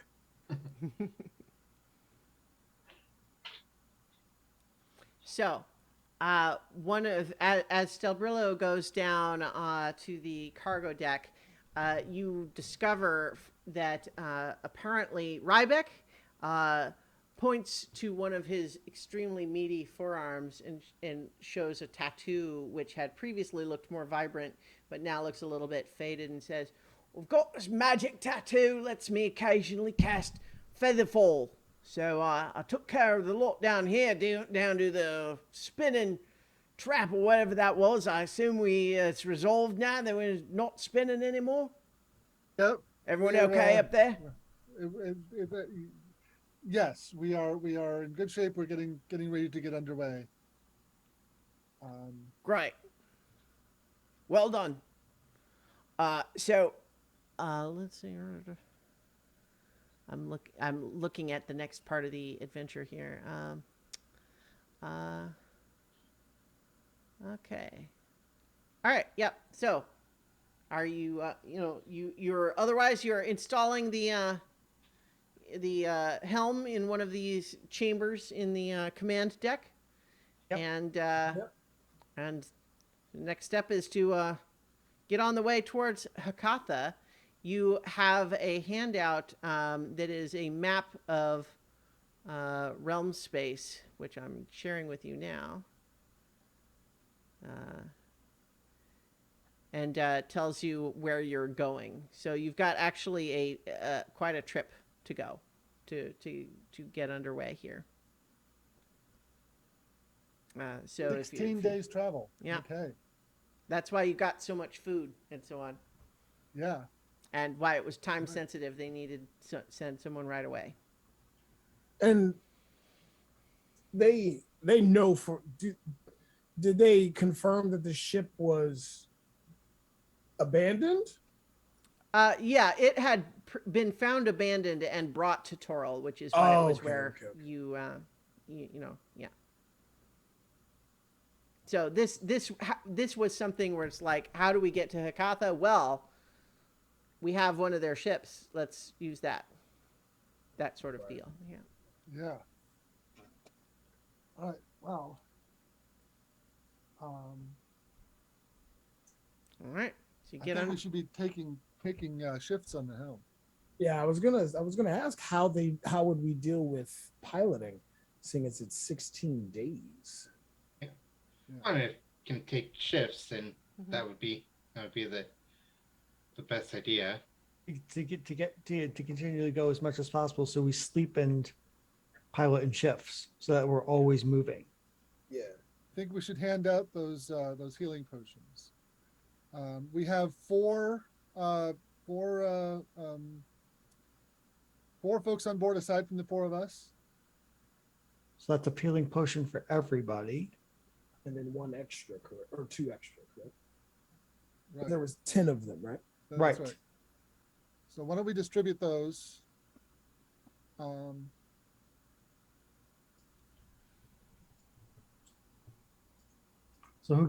So who should hold the extra? Well, Perhaps the cleric should keep one on him, so someone can Someone feed kill it the to cleric him if if the cleric goes necessary. down. Yes. Yes. I keep my potions of healing in my pouch on my belt. I got the one that I made and the one that I distributed. and this was cure light wounds, correct? No, it's potion of healing. Potion of healing. It does 2d4 plus 2.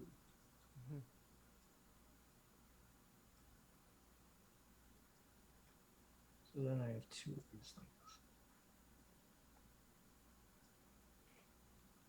Okay. Added to my sheet. So one of the things that, as you're kind of figuring some of this out and you're getting settled, like when you were installing the helm and you were kind of up there, you recall that you can look down from this command deck. The center there, that dotted line, is basically a hatch which leads down to the hollow deck, which is the big open bowl area in the And it is very close to the gravity plane. So right. So as soon as basically, you would essentially climb down the center until you get to the gravity plane area where you would kind of have to flip yourself over and have a little bit of vertigo, but then you would be standing in the base of the bowl upside down on this. I think, yeah. And I think another thing we should do is put a rope ladder from that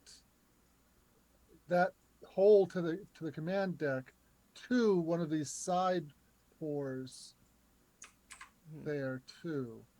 Well, so one of the things that I wanted to point out there is that from the command deck, you can't see really much of what's in the hollow deck, because what you see looking down through that hole is out the big hole, the big opening of the bowl, so to speak. So you would have to kind of go down there and like actually flip yourself over and look around the lip there to see kind of what's actually in the command deck, because it's essentially, it would be a little bit like saying you're looking through a hole on the floor so you can't see what's on the ceiling of the room below you. Yeah. Right? So essentially all I'm just trying to say is you don't know what's there, but that's as things stand. You guys let me know if you do anything about that, or if you decide let's leave that alone for now. I think we should look through the entire ship before we go. Yeah. Yeah, I think we should also take time when we're not, piloting to explore the ship to make sure there's either, there's what stuff might have been left behind, what's if there's anything wrong with the ship, so to speak. Also, if there are weapons, I was gonna ask if once you attune or once we install the helmet, does that give us a full breakdown or schematic of the ship? So it's not a helmet; it's a chair. The Oh, the whole terminology, like the Yeah. helm, is like the ship's helm, Yeah, right? yeah, Like yeah. the control. Yeah, I made that mistake too. Yeah, Yeah. no worries. Okay. So so basically, since like when we were using the Spelljammer ships, the pilot kind of has a intrinsic, almost like it's part of himself, Yeah. understanding of the ship. So I wonder if that would give us any more insight into the technology on this ship. The technology, well, so it would, but the technology is really not different for the most part.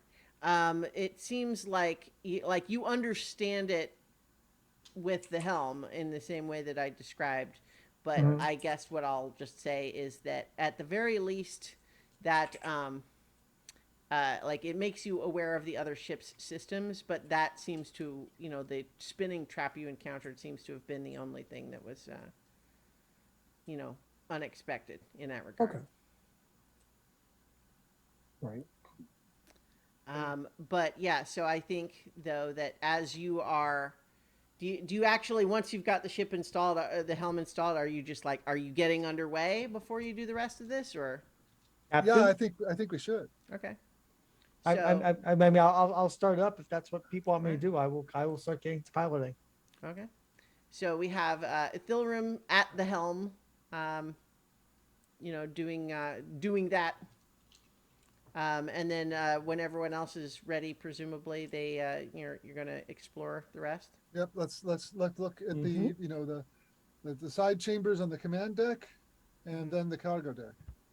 All right. Yeah. So there is nothing really more of interest, according to the description here, on the command deck. But I think once you're underway and things have settled down a little bit, and you're kind of just deciding like, well, yeah, I guess we need to explore here and there. You do actually um, start hearing sound of clank of metal on stone coming from that hatch. Kong, kong, kong. Yeah. Hmm. Well, Zeke, uh, guard, guard Ragon, and Ragon, check what that noise is. right. And I will go to the hatch, and when I'm in position, I will open it. Okay. So it's actually doesn't need to be open. It's a hole in the floor Oh. because beholders who would normally be in the ship just float around. Oh, right. So yeah. Then- But the issue is that you can't really see what's in there because it's like it's the ceiling of the floor below you until you Right. go through and gravity flips, in which case then it'll be the floor and you can see. Yeah. But I mean, theoretically, you could sort of just peek your head through, but the shape of it is awkward, as you can see, kind of with the from the cutout at the top here. It would be hard to do that without kind of just falling into it and then bobbing up and down at the gravity plane. Right. So then I will go on through, and I've got such cube hypercube vibes right now. Where's our sneakers when we need them? Yeah. All right, so Ragon and everyone else is going through, or Yep, yeah, everyone but our pilot. okay. Everyone- So I've got a map here, but I think yeah, okay. You know what? Let's just use it. Well, here's the question. We're gonna have an encounter here in a second. You want to use the map like a battle map, or would you rather just theater of the mind? I say let's use the map. Okay. Let's use the map. All right. So once you kind of dip through there, feel a slight mild vertigo going through the gravity plane again. You see that this deck is one large bowl-shaped chamber containing several large piles of mechanical parts, with many more parts strewn across the floor. Several partially disassembled autognomes are among the wreckage, and picking them apart are 3 insectile creatures made of gleaming metal. And we're rolling initiative again. Oh no. Yeah, No. yeah. And in fact, I have a little handout for you called Clockwork Horror to show what these things look like. Oh, at least God. at least they're metal and not orange. Oh boy, Yeah. Oh, those look fun. fun. No, not. I like that artwork though. Yeah. It's giving That's me a some- lot more CGI-ish than we normally see. Yeah, it's giving me some. Hey, it's Ghost in the getting Shell. that science fantasy feel. Yeah. Oh, here I was trying to drag the handout onto it instead of the token. One moment. It's like the angrier cousin. Should I roll to- initiative, Christiana? Even though I'm not really. Oh, yeah. I Mhm. mean, because presumably you could, if you at some point. Yeah, if I chose- decide to abandon things, if things go south, that's well, true. if you hear your friends going, "Ethelred, help us!" and then like, a That's- buzzsaw and then screaming and stuff, like you could choose at that time. It's like, no, I'm gonna keep following this happen. Yeah. No, I'm a cleric, not a rogue. All right. So let's see. What are these guys? Um, these guys are also rolling initiative, and what did they get? Well, a natural 1 on the die doesn't help them very much. But that's still a 3. So I guess yeah. What you see is everyone got their initiative on there. Yes. All right. So, Stelbrillo, you are up first. And so I think what you see is that these things were disassembling and picking through all of these disassembled auto gnomes. But then as the three of you emerge through there, they seem alerted and turning and start tick, tick, tick, tick, tick, tick, moving towards you. Yeah, that's not good. I am going to move over to here and cast Thunder Wave on them. Okay. All right. So they make Constitution saving Constitution throws? saves DC 13. Okay. That's a dirty 20, a 5, and a 15. Unfortunately, the damage is only 3 points. Okay, well, so what was two succeeded, one failed, I assume? Is that the Yeah, the DC is 13. So okay. the one that failed is knocked back 10 feet and Okay. takes 3 points. The others take 1 point. Bumped into the wall. I rolled a Okay. 3 on 2d8. That's Yeah, that's not great. yeah. Well, okay. And as a bonus action, I will use my magic stone cantrip. Okay. All right. That makes it Ragan, your turn. Right. Let's see here. They're kind of okay. Then I will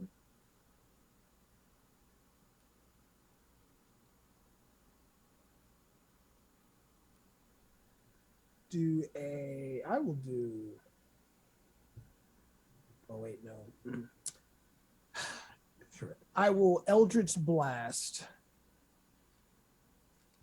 the one nearest the on the other side of the hole coming from the commander. This guy?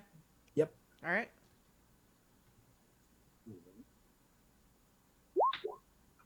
11. Okay. Unfortunately, an 11 does not hit. Yep. These things have got natural armor. Oh boy. Yeah, that'll be my turn. I'm gonna stay on this side of the hole. Okay. Melio, your turn. Also, So let me- Amelia's going to Go ahead. I'm gonna find something to be Zeke. Go ahead. Right. What are you doing? take out his crossbow and shoot at the one closest to Stelbrillo. Okay. Dirty 20 Okay, that'll hit.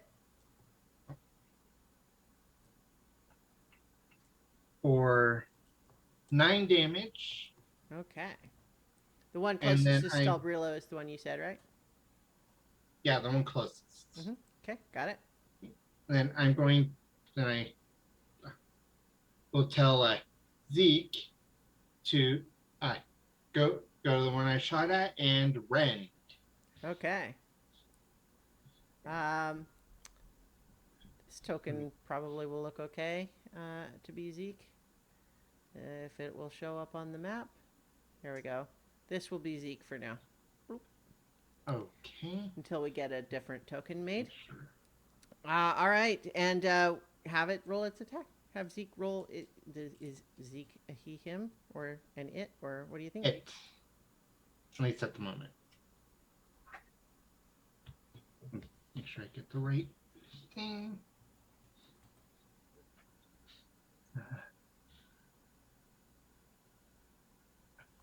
3.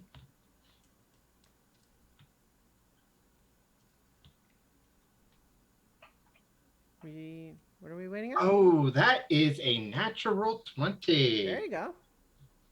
And so, and it's Roll 20 is doing something a little weird. Like it won't let me choose the little log anymore. so that is 13 damage. Nice. Yeah. Definitely Zeke claws at this little you've made your steel defender look like a nice and friendly little robot monkey instead of these weird little horrors. Yeah. But he definitely clocked that one once. Rended it, in fact. Yes. It still looks like it's got some life in it, though. Yeah. All right. Anything else on your turn? That's it. Okay. Ethelram, it is your turn. I think you definitely would have heard Stelbrillo's Thunder Wave. Yes. Kaboom, and you would have a sense of, like, I think you're still maybe learning the feel of the ship, so you would have a sense of some things like moving around down there, but maybe not have a full understanding. But the Thunder Wave, I think, is... Yeah. Yeah. The thunder wave is a clue to Yeah. be sure. Can I call out and still steer the ship? You can yell, yeah. Yeah. I mean, You guys all right? No! Metal spider buzzsaw things! All right. Then I'm going to disengage from the Okay. helm. Yeah, no Yep. action required you just get up from the chair. And so, All right.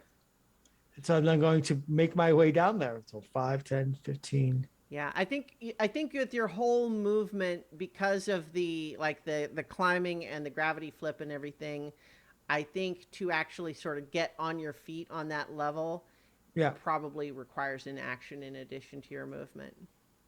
Okay. But with that, you could get there and be set for next time. That sounds perfect. That is what I'm going to do. Okay, and then if you have a bonus action, you could do that too. All right. So I have any good bonus actions? The spells of that bonus actions? Most of my spells are one action, sadly. Sure. So no. So I do not have any. Oh wait, is that a bonus? Wait, hold on. No, that's an action. Dang it. Dang, a lot of my stuff are regular actions, not bonus actions. No, okay. Okay. All right. So, it is the Clockwork Horror's turn.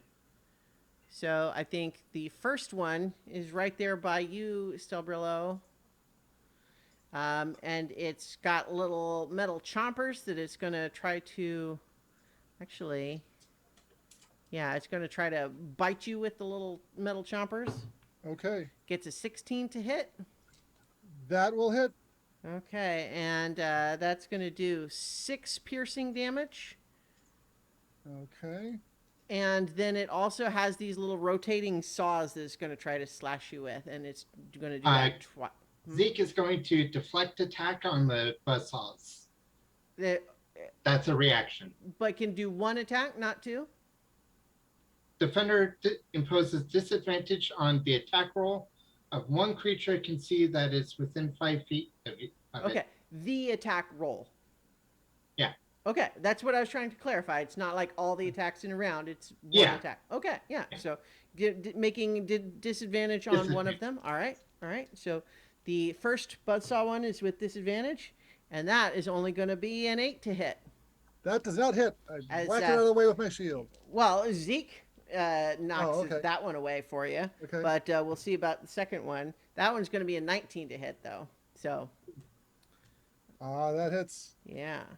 Here's a D4. That one does 5 slashing damage. Okay, I'm going to use my remaining Hado Z resilience to stop 3. Okay. And this one up here is going to come over and attack Zeke. Okay. And it gets a critical failure on its bite. So I think actually because it was running up to the hatch there, I'll say that it actually stumbles into the gravity plane flip for a second, and it's like briefly disoriented, trying to recover itself, and so it misses its attacks that turn. And then the third one is going to come up here, and it's actually going to it raises a weird little antenna towards you, Ithilrim, and then zaps you with little lightning jolts with a 9 and then a 13.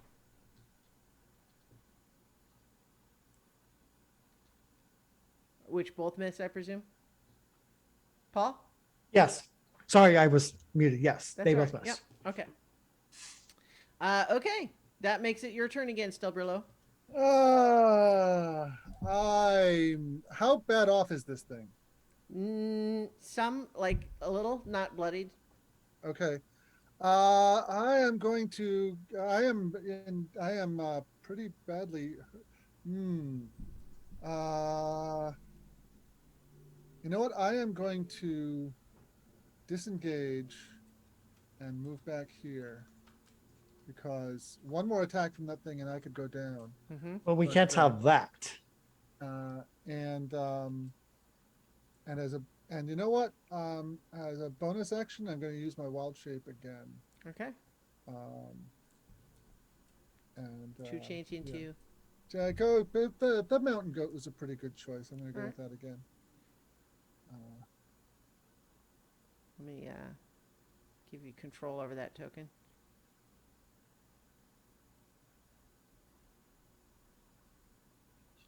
All right. Mountain goat. All right, Ragan. You're muted. Alrighty, so Ragan will move here and we'll use Eldritch Blast on the one trying to attack our ally coming to help us. All right. You're too kind to help. Well, I have a plan. You have a plan? We all have plans. Hopefully it will work. Oh my god. Oof. So right now I can't see the dice rolls coming up, so you have to 8. tell me what they Yeah, are. it was an 8. 8. Yeah, unfortunately, an 8's going to miss, and it, there is a deactivated, disassembled autonome in the junk behind it, and you make its head spin around. Points for style, negative points for accuracy. Yeah. That's- Anything else? No, that's all I got. Okay, Hopefully they don't move. Melio. Okay, so Melio is gonna go ahead and have fire a crossbow at the one in the gravity well. Okay.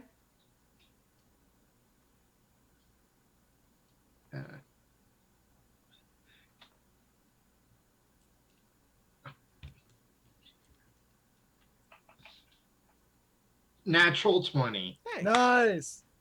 I think somebody got some ropes. Mm-hmm. Jeez. And that is 14 damage. Okay. Nice. and it you hit it and it just starts spinning around in the floating gravity. Yeah, And Zeke is going to go ahead and run that one. that same one. Yeah. All right. That is 21 to hit. That'll also hit. Yep. Go ape for it.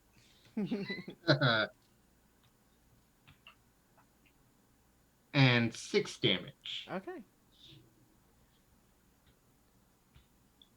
Okay. Great. Ethereum, your turn.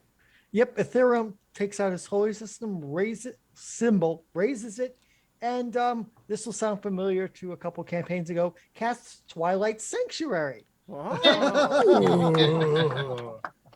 So, Nice. for listeners who don't know that, I'm making a 30 feet area around us. It's filled with dim light. At the end of if they end their turn in this LA ends their turn in the sphere, they get 1d6 plus 3 temporary hit points, which I'll roll, or I can cause them to add an effect. But let's put up a sphere. Try that anyway. That's not what I meant to do. Hang on. There we go. No, Christiana's got it. Chris. I'm yeah. Okay. I need to delete this thing then. Oh. So that's everyone. It'd be hard not to be in that area. Yeah, exactly. All right. There we go. Mm-hmm. So, so you cast that, and everyone they get it on their turn, right? They get it on their turn. They will get 9 temporary hit points on Great. their next turn. Which is, actually, I was just thinking about how, because Stelbrillo turned into a mountain goat, means that you can't heal Stelbrillo yet in this form. But but temporary hit points is a great solution to that. Yep. This is it wasn't. Yeah. Kismet. All right, so that is Ithilrum's turn. Yep, I'm that- remaining where I am for the moment. Yeah. And we don't get those points until our turns. Correct. Correct. Yes. I think in this context, though, both of these are going after Zeke. That one climbs out of the hatch. Yeah, and so they are going after the one that seems to have been most successfully damaging them so far. Ooh. Of course they are. Yeah, and so the first one is biting and gets a 17 to hit. That hits. Okay. And then that's going to be 9 piercing damage. Ooh. And then the little rotating saws. Ooh, crit. Oh, no. Man. And then no. a crit and a 16. Yeah, Oh, no. both hit. Oh no. Okay. So the one that the regular hit does 5 slashing.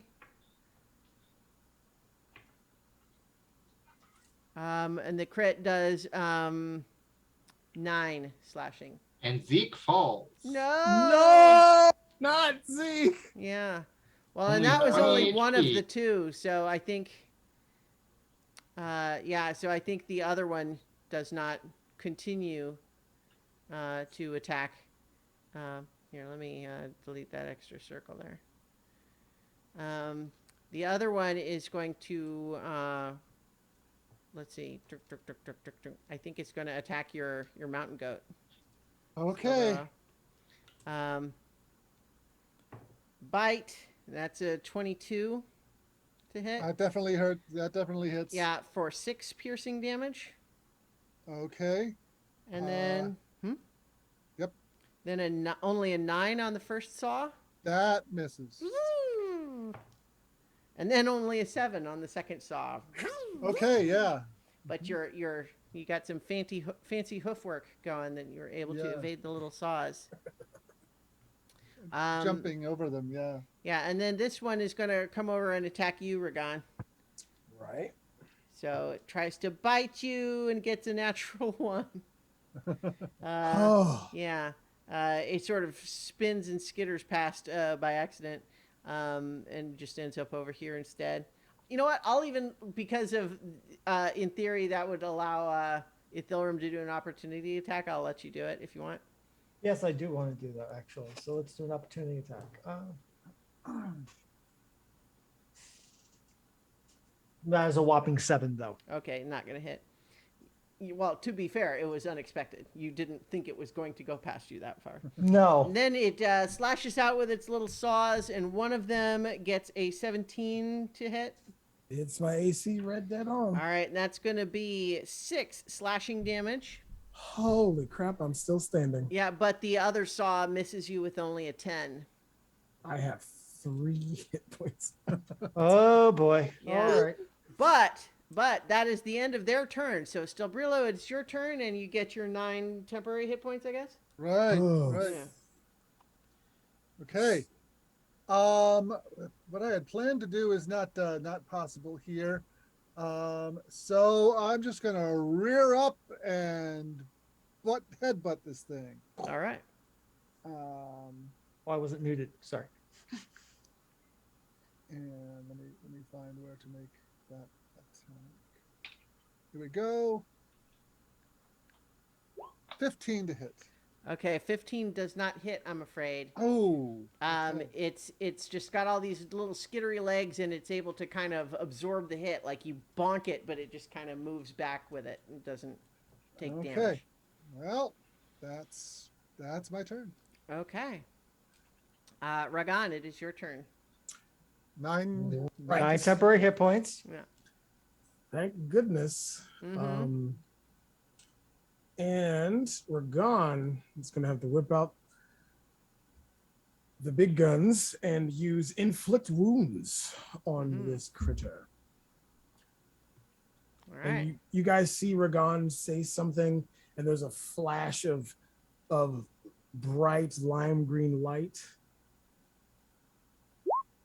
22. Nice. So 22 hits. So then, oh my god, 14 points. On 3d10. Oh, Ah. wow. Well, I mean, it's just under half, right? You Yeah. know, only just Yeah. under. Oof. 14. Yeah. All right. But you see the light flare from him, and he puts his it's almost as like you see him just touch the creature. Yeah. And you see little areas of rust start to develop, little spots and pock marks on its little metal flesh. Right. And I've got movement. But do I want to? You know what? I'm gonna risk one attack versus several, Hmm. and I will move.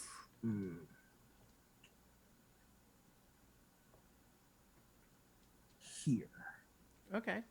So it does try to slash out at you with its bite and gets a 22 to hit. That'll hit.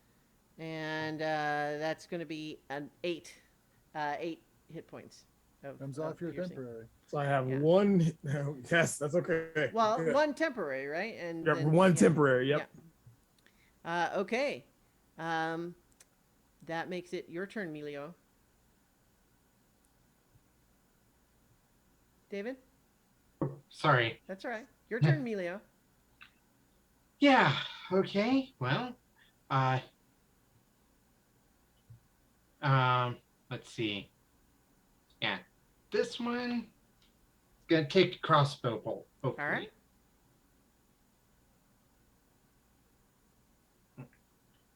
Get to the right page. And that's only an 8. Okay. Yeah, an 8's going to miss, unfortunately. All right. Anything else on your turn?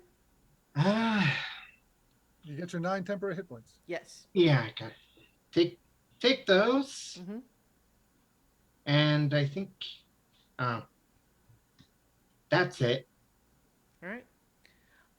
So that makes it Ithilrim's turn. Okay, I got a couple questions. Are you hurt, Amelia? Melio, I don't. Amelia, Emilio? yeah, Amelia. Amelia, are you hurt? But Zeke is. Zeke is. Can I heal? Can Zeke be healed as normal things can? I don't know. He's a creature.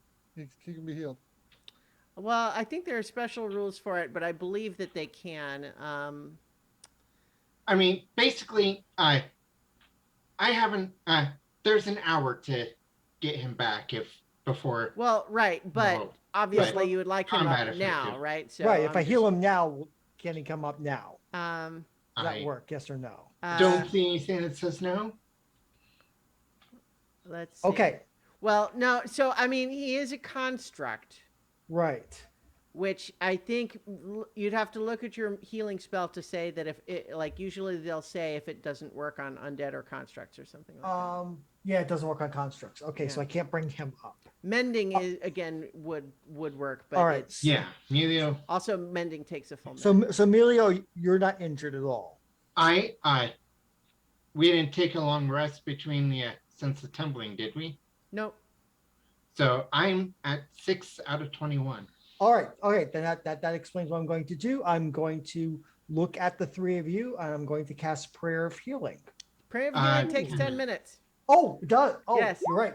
Ah, Everybody forgets that one. God dang it. You're right. Yeah. 10 minutes. Okay. Okay. Then I'm not doing that. All right. I am going It to is a then great non-combat spell. non-combat. All right. Scratch that. I keep forgetting it. I'm just going to turn to this one and shoot a guiding bolt at it. All right.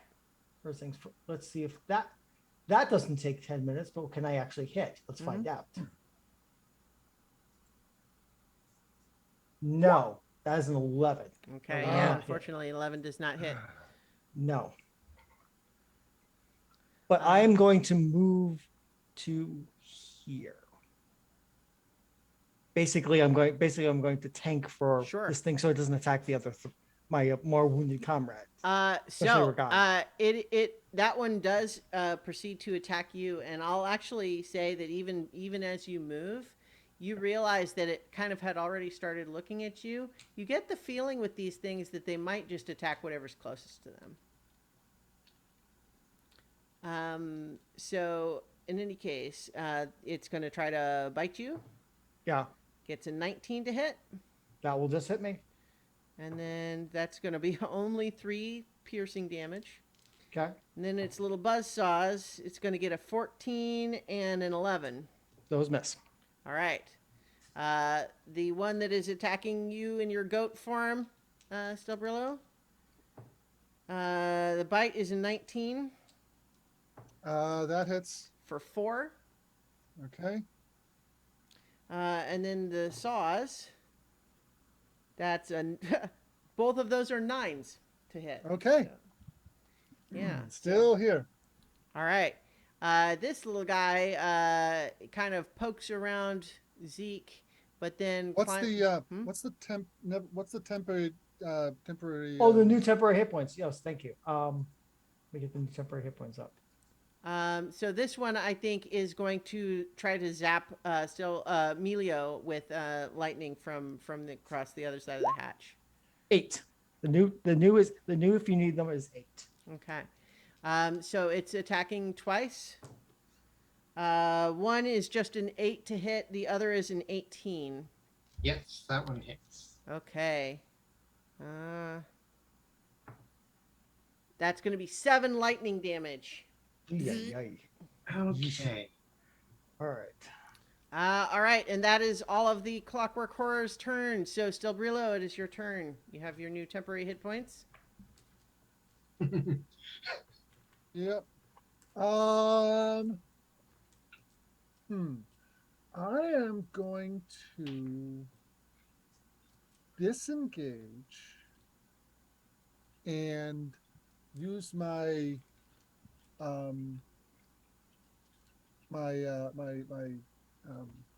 mountain goatee movement to actually no, I can't abandon my friends because they're in really bad shape too, so I'm gonna stay where I am. Yeah, I'm just gonna headbutt this thing again. Okay. I'm gonna keep doing that as long as I have this form. All right. One question. Oh, go ahead. Do the attack 18 first. 18? hit. 18 just hits. 18 just hits. Okay. Yeah. 4 points of bludgeoning damage. All right. I will point out, just in case it wasn't clear to everyone, that you guys have literally been spreading your damage so far evenly across all three, which is fine. Is fine, but it is sometimes, Yeah, you know, better to take something down. Yeah. Yeah. because they continue to, like, even half damage, they still continue to do just as many attacks. But but that's fine. It's all good. Quick question though. I don't suppose any one of you would speak Thrycreen. That's not one of my languages, sadly. I didn't think so, but I also No. know Ragan has got some weird telepathy thing, so I wasn't sure if that. Oh, I think Thank that you just for- lets you speak with telepathy to something. It doesn't let you automatically understand every language. let me double check that while No. we look. All No, right. that's my bard could do that, but my It bard's is not your here. turn, Ragan.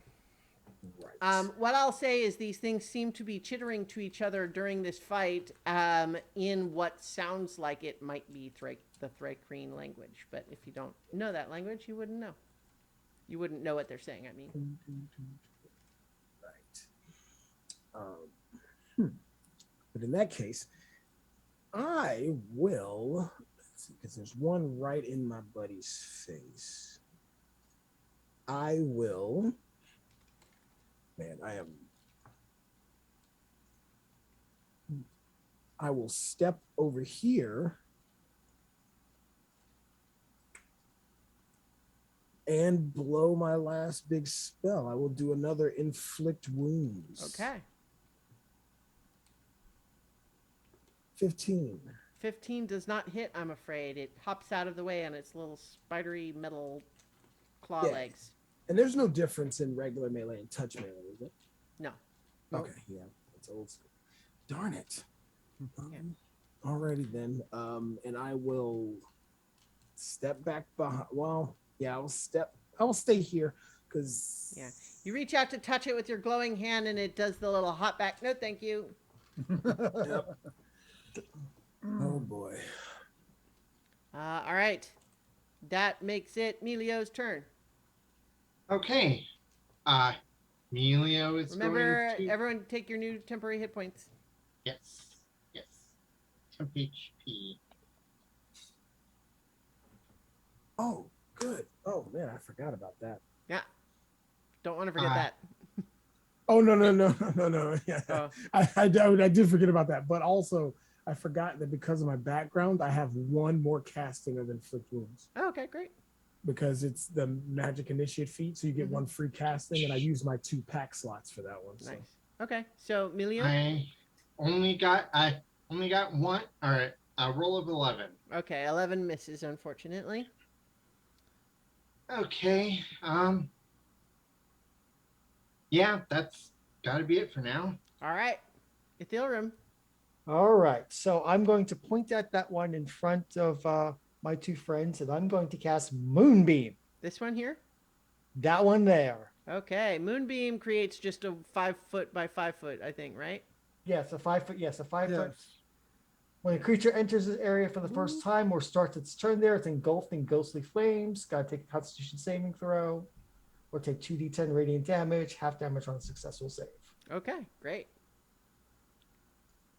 That is my action. Okay, well. Oh yes, and I gotta roll new Twilight Sanctuary hit points. Mm-hmm. Next time it will be 6. Okay, so it is its turn now, and it first is going to make its Constitution saving throw against the Moonbeam. That one right there. That's pretty good. That's a 22. So it will Take take half. it'll take half of 4, so 2. Ah, all right. Well, you know, But you know, I can every move little the bit thing. helps. I can move the thing. So if it decides to move, or just if it stays in that boom, it'll just continue to Right. cook. So I think what it's going to do from there is that it's going to try to bite the goat. Gets a 23 to hit Yep. for 8 piercing damage. That's my temporary hit points. All right. Remember, temporary hit points don't stack round after round. Everyone. Yes. Yeah, Mhm. just Right. just in case that was unclear. So and then I think it actually is going to. It sees Ragan having arrived, and it's going to do its little buzzsaws at you. One of those is an 8. It's going to miss. The other one is a 23, Yep, that'll hit. and that'll be 6 slashing damage. Oof. Thank you, temporary hit points. Okay, this other one by you, Ithilrim, is going to attack you. Yeah. That's a 15 for the bite, Miss. 7 for the first saw, and then 17 for the other saw. All misses. Clank, clank, clank. Zoom, Clank. zoom, zoom. Dart coming sparks off his armor. Yeah. This one is going to sees that the other one's having trouble, is going to come over and help. Do, do, do, do. And I think it's also going to attack you, Ithilrim. Oh, great. Let's see. That's an 11 for the bite, an 8 for the first saw, and then another natural 1. Yeah. It hits a puddle of grease and then just does the full-on Bambi sploot. So it falls prone, I'll say. That one's prone this time. Good. All right. That is the Clockwork Horror's turn. Still Brillo. Okay, I get my 6 temporary hit points. Mm-hmm. And I'm gonna try and headbutt it again. It probably could be more effective, but Well, need you don't want to those. waste those. yeah. Yeah. So I miss with a natural 1. Oh, no. Oof. Well, I've been pretty aggressive with the natural ones for the enemies. You know what? It's fine. I think you guys... Fate is smiling on you today. It's going to be forgiving for your natural ones. Okay. Anything else from you? No, nope, nothing this round. All right. How about you, Ragan? So awakened mind, your alien knowledge gives you the ability to touch the minds of other creatures. You can telepathically speak to any creature you see within 30 feet of you. You don't need to share language with the creature for it to understand your telepathic utterances, but the creature must be able to understand at least one language. Oh, okay. Do you have to use an action to do that? No, I think it's just talking. Okay. Do you say anything to these things? I mean, you know, 'Cause you could have done that before you knew they were speaking Tricreen. That shouldn't matter. Right. Right. You know what? He's gonna be like, stop. We are not your enemies. We are not the beholders. And he'll say that to the one closest to him, matter of fact. Okay. Are you going to do anything else with your action? Does it look like it responds or anything? I mean, you have to wait for its turn for it to respond. Right. You could So- dodge.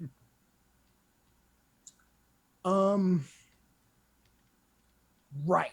I will take the dodge action and Okay. I will put my hands up as if not to be trying to attack, like as in to go along with my words. Mhm.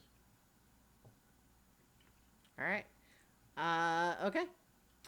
That will make it Melio's turn.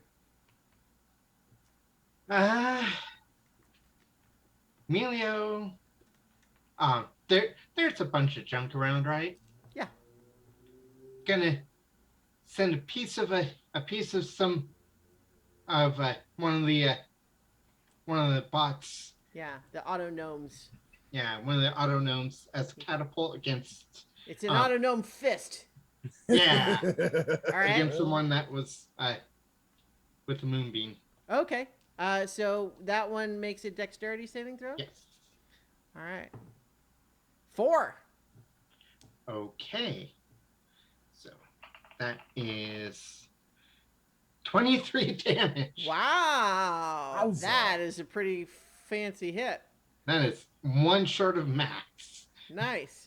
Yeah, that one is really on its last legs now. It's sparking and is reeling around. Okay. That is that is my action. So that See, I'm just imagining how that might change the reaction it was going to have to what Ragan said. I But hey, don't know you what know, Ragon's doing. well, But yeah, to be- I but don't to think be any fair, of the rest of you would have any idea that even happened, except No, that Ragan yeah. didn't Yeah, attack. yeah, yeah. To be fair, it's a psychic thing. You Yeah. can't hear Well, me say it. Yeah, we don't know. Yeah. All right. Anything else from Milio? Nope. All right. Ethereum. All right. Remember so the one directly north of you is prone, if that makes any difference. It, um, You would have advantage on melee attacks. yeah. So I'll keep the moonbeam where it is. Let it do Mm-hmm. its thing. I think I'm going to just whack at the one prone with my warhammer. Okay. So that's advantage.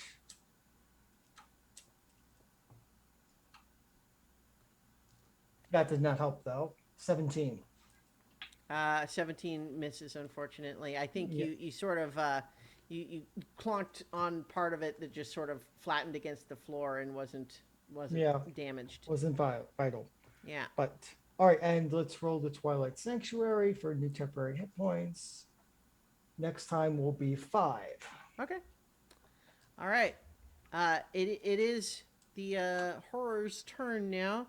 The first it makes its saving throw against the moonbeam. Yep. Gets another 22. All right, so it's going to take half damage from. So it takes 5 damage. Okay. It is not completely destroyed, but it is extremely like it's on its last few hit points. It's barely holding itself together and sparking, and I think it looks up to you, Ragan, and telepathically in your head it says, "I can't believe you dummies brought a spelljamming helm on here. We're going to use it to fly the ship away when you're all dead." And the other two are going to continue their attacks. Yeah. All right. The first one is gonna bite and slash at you, and 11 for the bite, miss. 5 for one of those buzzsaws, and then 21 for the other. 21 does it. Oh, this is against Ithilrim. Okay. Yeah, 21 does hit. Although I will come back to that one in a moment. Yeah. So that's a 4 to hit. Okay. And then the other one is also attacking Ithilrim, and I'll come back to the one that's by you. Oh boy, I'm in trouble. Well, the bite is an 18 to hit. Misses. And then both of the saws hit as well, or miss as well, excuse me. All right. Thank you for buffing my armor, Amelia. Yeah. Because that saved me right there. Yeah. They're working together to try to open that tin can. Do you need to make a concentration check for the damage it took? Oh, I do. Yes, Yeah. I do. Also, Twilight, I think we've dealt with this before, but just as a reminder, Twilight Sanctuary does not require concentration. Is that correct? Correct. It does not say it does. Yeah, All it right. is- So concentration check. Where's how do I- Constitution saving throw. Okay, Constitution saving throw. And There you we need go. either a 10 or the or half the damage taken, whichever's higher. 14. Okay, you're good. So yep, still up. Moonbeam's still up. Moonbeam still up.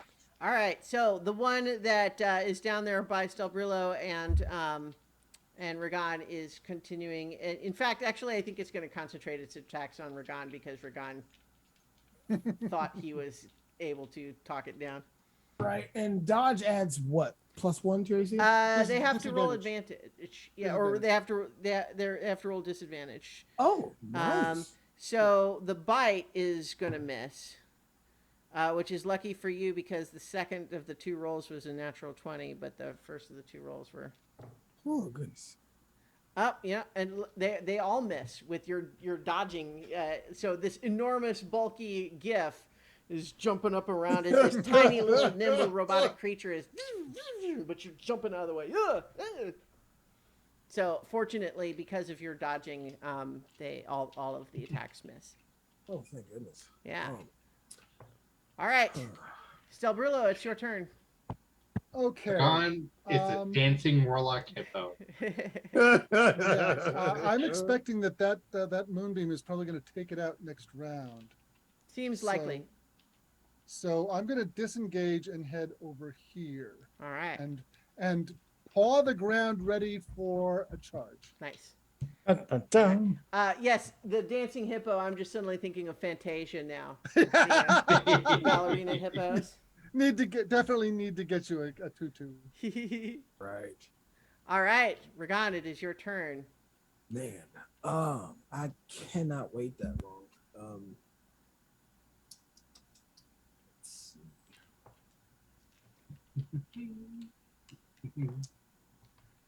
Well, the one there that's been trying to get you is pretty hurt.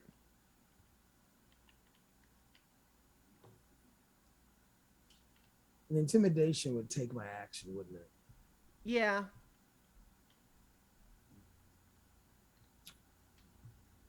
You know what? You know what? I will try to intimidate it, Okay. and I will use inspiration to have advantage on this. Well, with the inspiration, you can choose to re-roll after you see what the Okay. first roll Okay, is. cool. Yeah. Yeah. All right, bet. Awesome. Because I forgot. I just saw this. I had it from last time. So Ragan will try to make himself look as big as possible, and he looks very angry when he says his mouth opens huge, big hippo fangs bared, and he says, "You should take." He's like, "The great old one says you are beneath me. It's Avatar. Now run." Okay. So, And this is spoken, not psychic. sure. This is I mean, is this a warlock thing, or you're just making an intimidation check? just an intimidation check. Okay. All right. Well, go ahead and roll, and then try if you roll again if you feel like you need to. Dirty 20. Uh I don't think you need to re-roll that. Yeah, I think that's I think that I think the last couple of hits it's taken, plus still being in the moonbeam, and and that you're looming over it and its failure to hit you. Yeah, it seems like it's not thrilled with this. All right. Okay. Anything else for your turn? Well, that'll be it. Okay. Melio. Okay. Gonna drop crossbow and take out 2 daggers and stab at the one right next to me. Okay. And get to so first attack is 18. 18 just hits.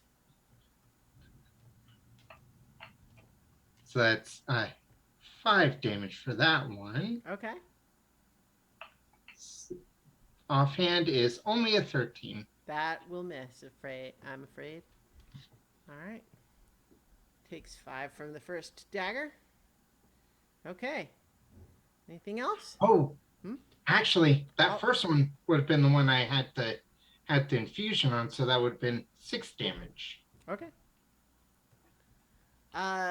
Remember, everyone's getting your 5 temporary hit points here if you didn't already have more than that.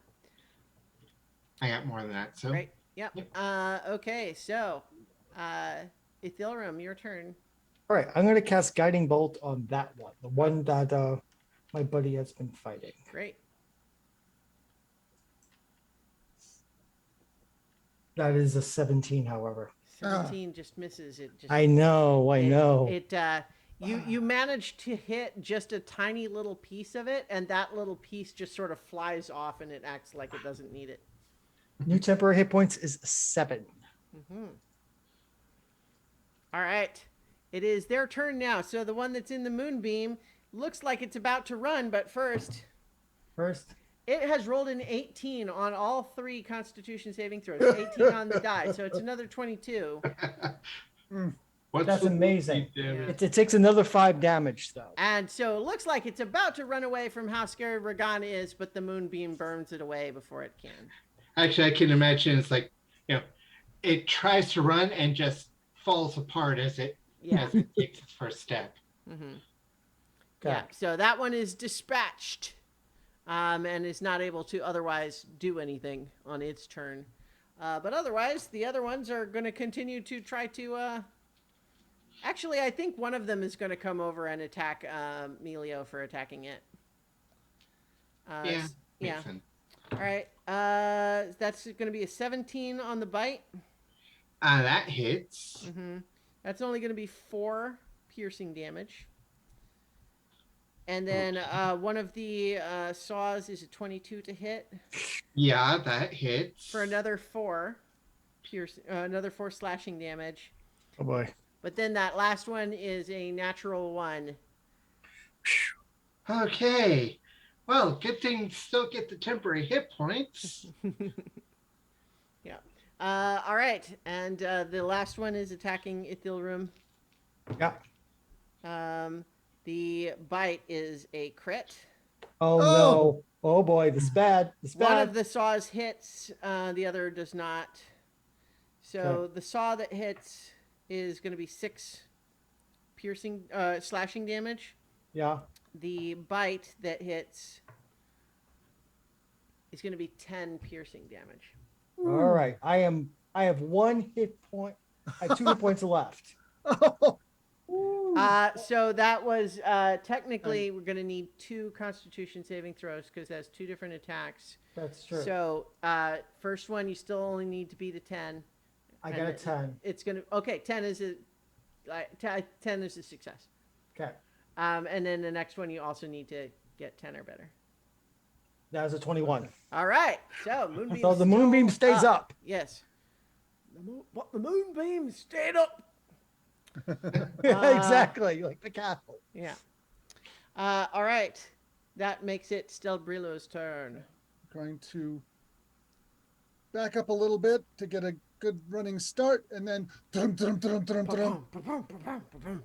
charge in. Which one are you trying to hit? The one that's attacked Milo, the one on the right there. Okay. Okay. And Oh natural my one. God! A natural 1? Yeah. Yeah.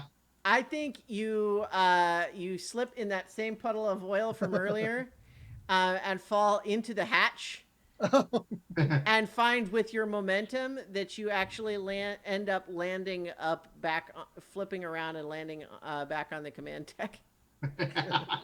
All right. Well,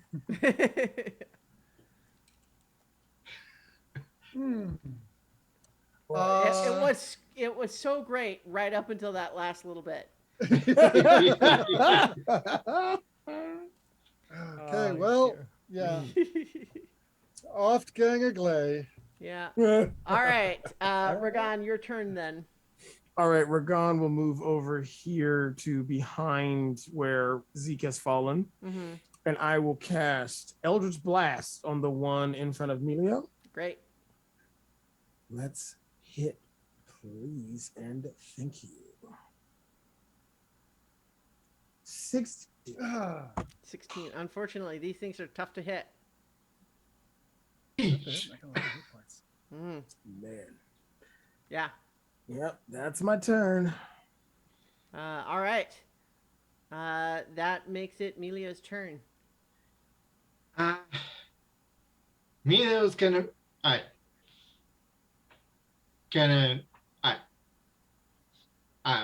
use catapult on another piece of an autonome ahead this time. All right. It's gonna headbutt the one in front of itself. Nice. Well, so dexterity saving throw, right? Yes. 13. That is the DC. Okay, so it just makes it. Yeah. All right. Does it take half? It doesn't. It If it's a doesn't cantrip, say. then it doesn't. Doesn't Well, specify. So Catapult is catapult a cantrip? I think it's a first level spell, isn't it? it is a first level spell. I would expect. Well, I don't know. Maybe the idea is this one it does more damage, but in exchange it doesn't. Yeah, there's do no half damage. Yeah. Okay. Yeah. Unfortunately, the head just bonks on by and doesn't hit. Unfortunately. Okay. Okay. that's my turn. All right. Ithilra. That was it was 7 hit points for the temp. Yeah, that's what it was. Yeah. Yeah. All right, Ithilra, your turn. All right, I'm going to move the moonbeam to the one in front of You're not going to Amelia. heal yourself? Oh, that's true. But then, all right. Yeah, you're right. I should heal myself. Otherwise, I go down. All right. Yeah, the moonbeam, I think, costs an action to move It it. does. It does. I just saw. Okay, Mhm. so I will cure light wounds myself. All You right. get a whopping 5, Oh, Hmm. but I also will get temporary hit points now, Mm-hmm. as everybody will. Oh, 4, but still 4 is still better than nothing. Yeah. But still, I am fragile. All The right. cleric is fragile. But the cleric has nothing else. Mm-hmm. All right. It is their turn now. So the one that is been attacking you, Ithilram, is going to do so again. Yep. It's a dirty 20 for the bite Will hit. and do 8 damage. Okay. And one of the saws misses, but the other one hits with a dirty 20 also. Yeah. And that's going to be 4 slashing And damage. the clerk is down. No. Does Twilight Wait. Sanctuary fails too, I'm sure, right? Yep. Mm-hmm. Everything drops. Ooh, boom. I just needed one more hit point out of my temporary hit points, and I've been still up, but sadly no. Wop wop. Yeah. All right, Melio. Okay. The bite. Wait. What? No, Yeah, it's, attack's you're on being you. attacked. You're being attacked. Oh, yes. Okay. The bite is going to hit with a 19. Yep. And that's good. Ooh, 9. Oh no. 9 piercing damage. The 2 saws looks like you got a 7 and a 12 coming your way. Okay. Yeah. No hit. Okay. That is all of the Clockwork Horror's turns this round. So, that means, Stelbrillo, it is your turn. I am going to drop my wild shape. Okay. I will let you use just movement to get back over. Well, to the, what to I the was deck. planning on doing was heading to the gravity plane there Mhm. and casting Thunderwave at 2nd level. Okay. Constitution saves DC 13. They're pretty good at Constitution saves, but let's. I give it a shot. noticed. Yeah. One of them only got a 9, but the other one got a 17. Okay, 15 damage to the one that didn't save, 7 damage to the one that Okay. did. And the one that didn't save gets knocked 10 feet away. All right. 15. I'll say it was that first one, closest one to you, and it gets tumbled over the back of its brother. 7 damage to the other one. Yeah. All right. Okay.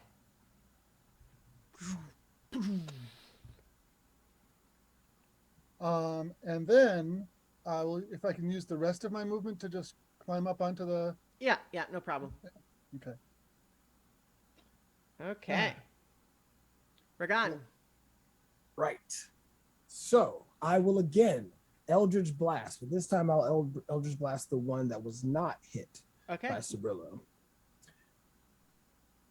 Which of these looks more wounded? The one that's closest to the wall is more wounded.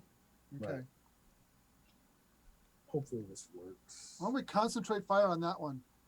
Natural 20. Natural 20, nice. All right. Were you Yes. were you wanting to concentrate fire on the more injured one or No, I want to do the one in the front Okay. because I have repelling blast. Oh, there you go. So I'm going to push it into its buddy. Okay.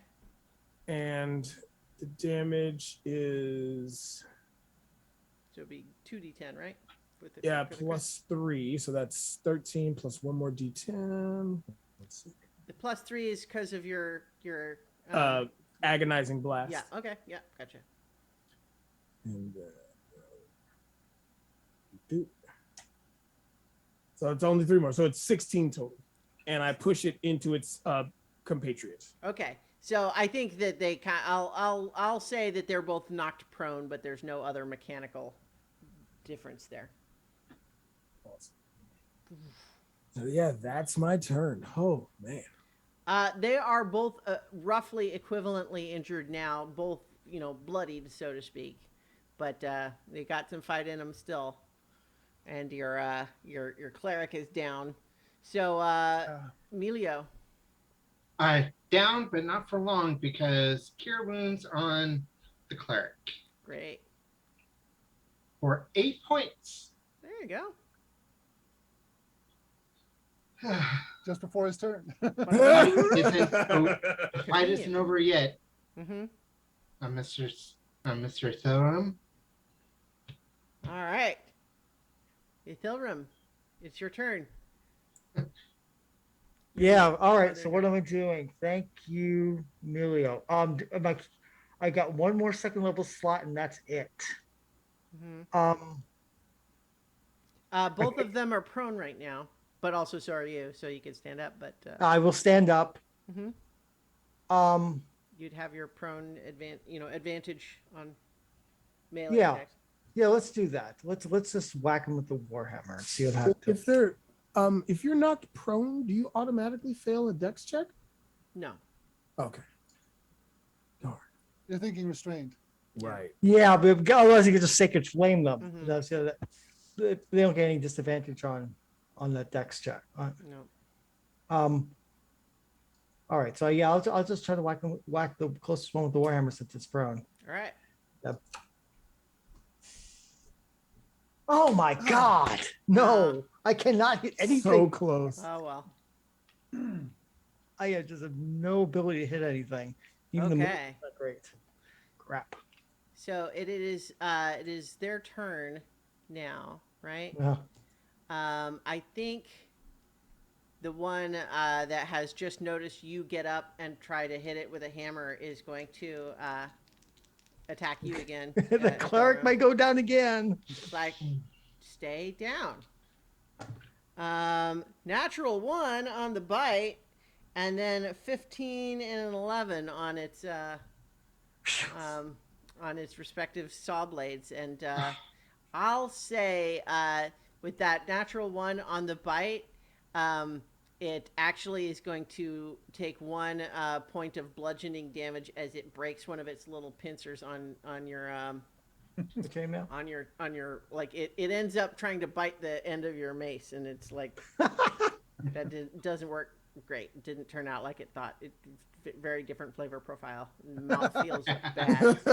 Too spicy. Yeah. I am not for eating. Yeah. Neither is my hammer. So, and it misses on its other attacks. I think the other one is surprised by Ragon's blast there, and so it's going to crawl up to the edge there, and it's going to do its little lightning jolts against you, Ragon. Well, Wow, those are both 21 to hit. yep, they both hit. Mm-hmm. And that's going to be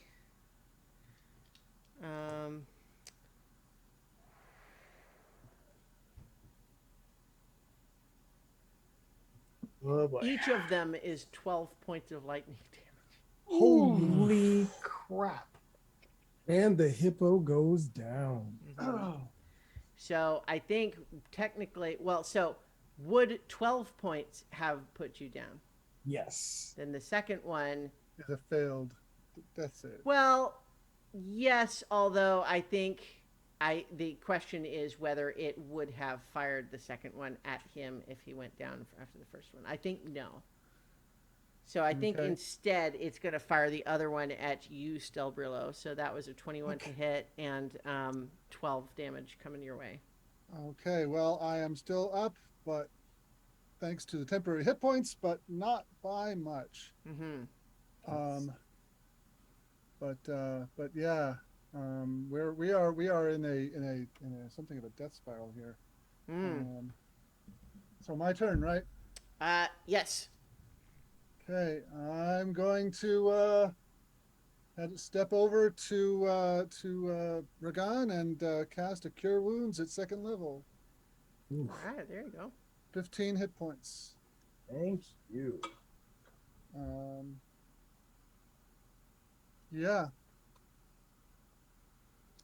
Both of these things are looking pretty beat up too, though. So Yeah. all is not lost, but Yeah. probably need to start rolling better. Oh, get right on that. Oh. Oh. Okay. Ragan, your eyes blink open and you realize that both you and Stelbrillo, who's standing over you, have a shared ozone smell about you at the moment. But there are two clockwork horrors still at large. Right. So I will stand up and use the remainder of my movement to get here. And I will use the last casting of my inflict wounds Okay. on this fellow. Oh. But I will use inspiration. Oh, there you go. So I will roll him again. Yeah. Oh my god. Still a miss, alas. It is, yeah. Just It's a a 12. Okay, unfortunately, yeah, it ducks and dodges out of the way. Ah, man. Man. Okay. Emilio, it is your turn. Amelia is going to walk up to this one, stab it with a dagger. All right. I swear. If he gets it. Only 12. Yeah, that's not going to do it. I'm going to use inspiration. Okay. And that was lower. Well. Oh, gosh. Okay, I'm going to try and stab it with another dagger.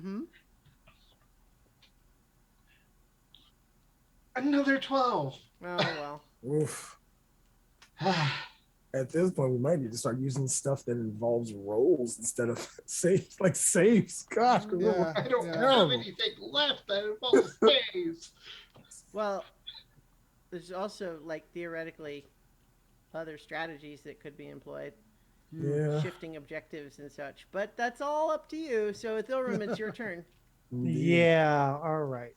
What am I going to do here? I mean, technically, we can still dive through the hole. Technically, we could still dive through a hole, but that's a captain's decision. I also want to do it first because that's like abandoning the ship. Well,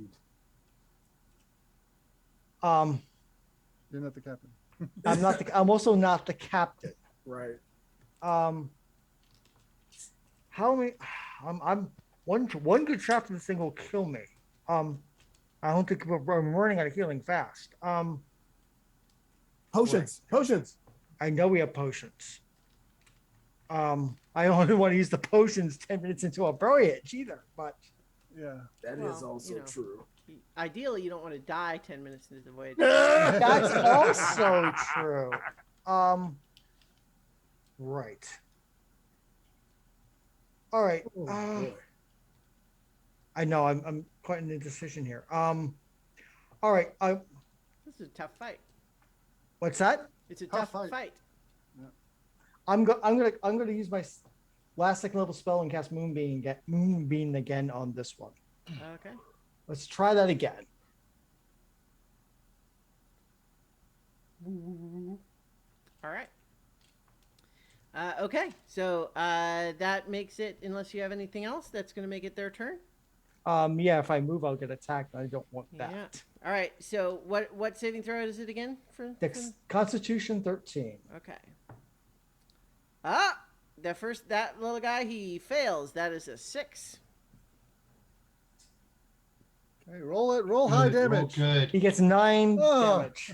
So Oops. Shoot. No, that's not what I meant to do. I was trying to delete the little extra circle, not the not the token. So he Yeah. takes 9 damage. Okay. Does the second level casting? No, give it's a second level spell. Yeah. Okay. Yeah. Okay, and that was supposed to be 18 minus 9. I guess it just told you how many hit points it was, but you weren't listening, so you don't know. I know nothing. I see nothing. I see nothing. Give me some Kugel. All right. So that was its turn. It is hurt by the moonbeam, but not downed, and it is going to try to attack you again, Ithilrim. Yeah, yeah. Come on. It's an 18 to hit with the Miss. bite. Miss. 17 with the other saw, and then a 9 with the second saw. Hey, I made a good choice with that infusion. You Yeah. so did. You so did, my friend. Yeah. All right. I think with the other one, I think it's going to put its bite towards Ragan and the saws towards Melio. So the bite is only a 9 to hit. Whew. The saws, oh man, now it's rolling bad. So the saws, it's an 8 and a 10 respectively. So missing. Yowza. It doesn't like being flanked. All right, that is their turn. So still Brillo, it's your turn again. Okay. I am going to pull out my my star map, which is the crystal I have around my neck, Mm-hmm. and cast guiding bolt at the one that's in the moonbeam. All right. 17. 17 just misses. I'm going to use inspiration. 12. Oh Oh well. All right. And for my yeah. I'm gonna move a little bit, but that's it. Okay. Ragan. Right. Not much else I could do. Eldritch Blast to the one in front of me. Come on. 18. 18 hits. Oh. 8 points of damage. All right. You're gonna repel it? Yes, I will push it back. Again, next to its buddy. Like that? Yep. All right. Anything else for your turn? That is all. Can I? If I have a dagger on me, can I bonus action throw it? You didn't use an attack action as your main action. Yeah. Yeah. Oh, okay, got it. That's Cast fine. a spell. So yeah, that'll be. And you know what? I will. You know what? I'm not gonna move because I don't want to run away from my compatriots. So yeah, I will Okay. stay here. All right. Melio, your turn. Okay, I'm gonna come up here. Stab. Mm-hmm. 7. 19 on Yeah. the 19 hits. offhand. Only 1 damage. All right. Well, Oh. okay. It's got a little ways to go still.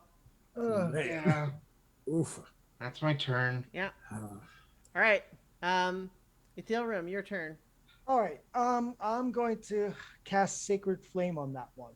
Okay. Dex save it needs. Mm-hmm. 13. It just made it, so nothing happens. Oh well. So yeah, that's Okay. that's that. All right. Well, it is their turn again. So the one that is too dumb to have moved out of the moonbeam is going to make a con save. Gets a 17. It makes it so it only takes half damage, so it only takes 2 damage. Oh, Ugh. Jeez. It is very hurt, but that's not enough. I know. So low. Okay, so I rolled I so poorly this game. yeah, I think that one.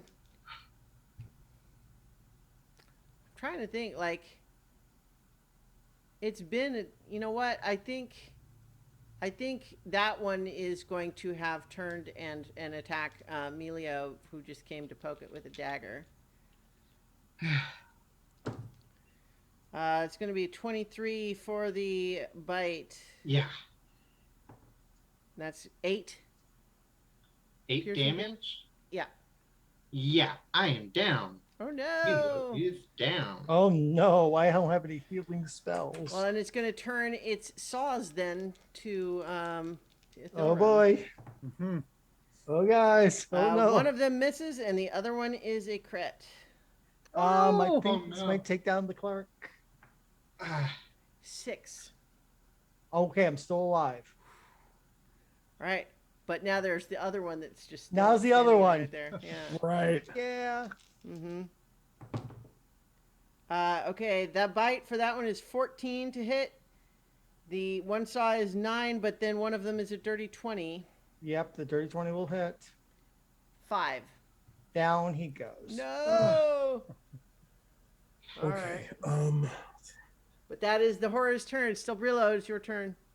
I'm going to run over to Ithilram and let's see, which would be better. Yeah, I'll cast Cure Wounds on him Okay. at first level because that's what I got left. 6 points. Okay. Okay. All right. Mm. We're gone. Okay. Hachimachi. I will move. Hachi indeed. I will move here so I can get. Actually, you know what? I will just go ahead and move behind our downed buddy here, Mm-hmm. and I will Eldritch Blast because I'm hopefully going to push it into its buddy. Out of the Moonbeam? No. Moonbeam's down, Into yes. no. No, you're right. The Moonbeam's down because the cleric's down. Yeah. Oh, Lord. 22. That Yes. hits. A hit. And 9 points of damage. That one is blasted into pieces. Nice. And you know what? I Yeah. will. Let's see. My remainder of my move, it was 5, 10, 15, 20. Use the last of my movement to move right in front of the remainder, All right. protecting my downed friend because Nice. I have no healing spells. All right. Melio, make a death saving throw for me, please. oh, that's a fail. Oh no! What is a bad memory for Melio that is flashing through your mind? As your Emilio breathing is catches. on a ship, and the ship is taking on water. He is dragging the body of a gnome with a very what would be a very fine beard, except now it's bloodied, and just he's attempting to reach a launch and just a smaller boat, but he's just doesn't seem like he's gonna make it. Oh no. That's dark. Yeah. Appropriately dark, I might say, but still dark. Yeah, bad memory. Yeah. All right, Ithilrim, you are awake once more. There seems to only be one left. All right. So I'm prone, correct? Yeah. All right. All right. I'll take an action just to get up. After can't- movement. After yeah. Well, no, it doesn't take an action to get up. It's half your movement. It's half my movement. But it provokes, right? No. Oh No. But what I want to do okay. So I am going to stand up, and then I'm going to cast Starlight Step, and I'm going to teleport to here. Okay.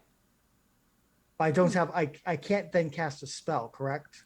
Well, I mean, if Starlight Step is a spell, It's or is that that's one of your astral elf features, right? correct. So it's not a spell. So if that's a bonus action?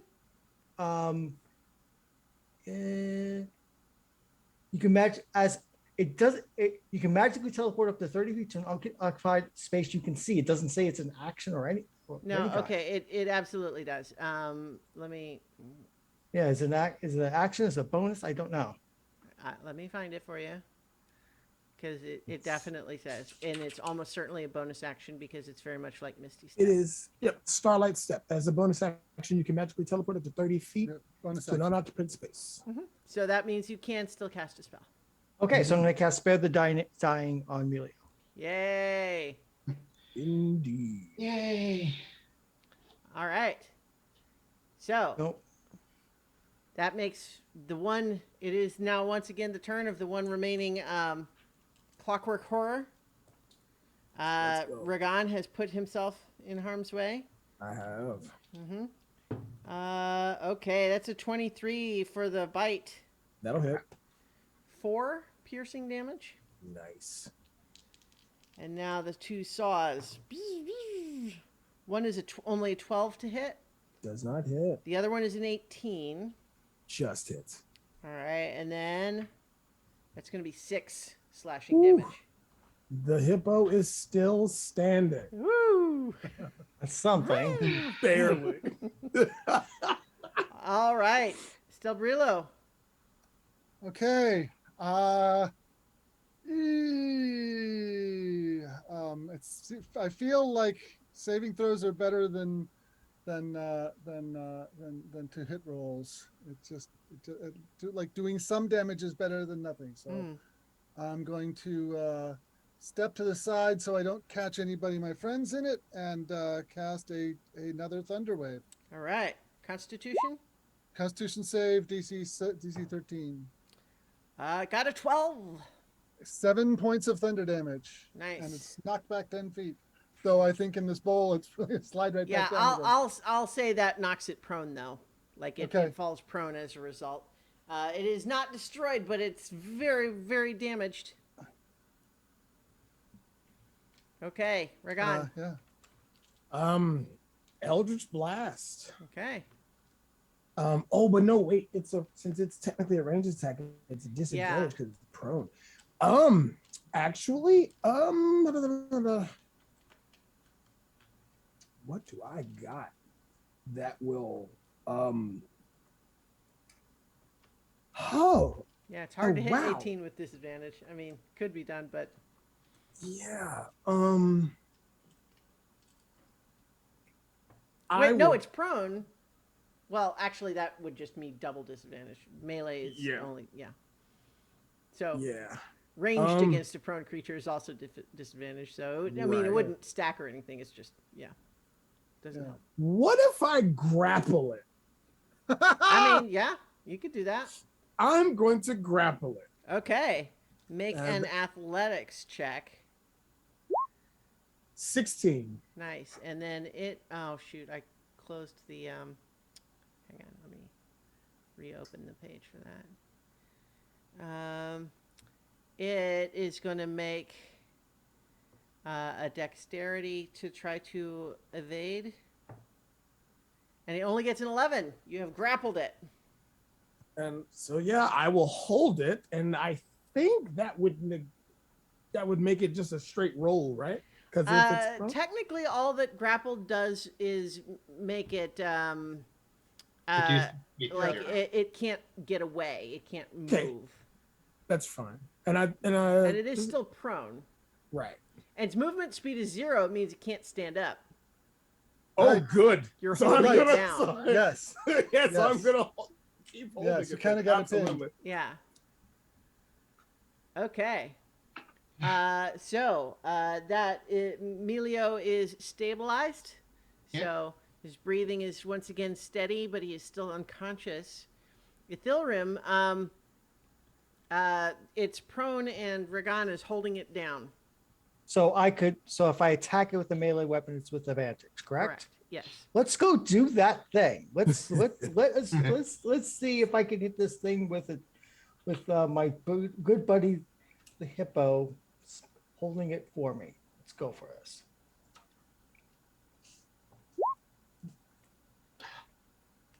$19. 19. Okay, yeah, because I for whatever reason Roll20 still won't let me see it, but 19, great. 19 hits. Go ahead and roll your damage.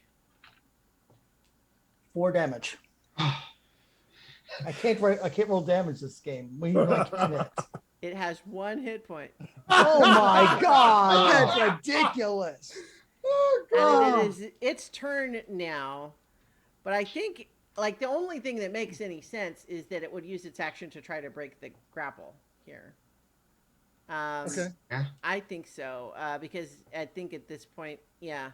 Well, I'm just trying to decide, like, yeah, no, it might be just vicious enough to just try to attack anyway. You know what? I think it does.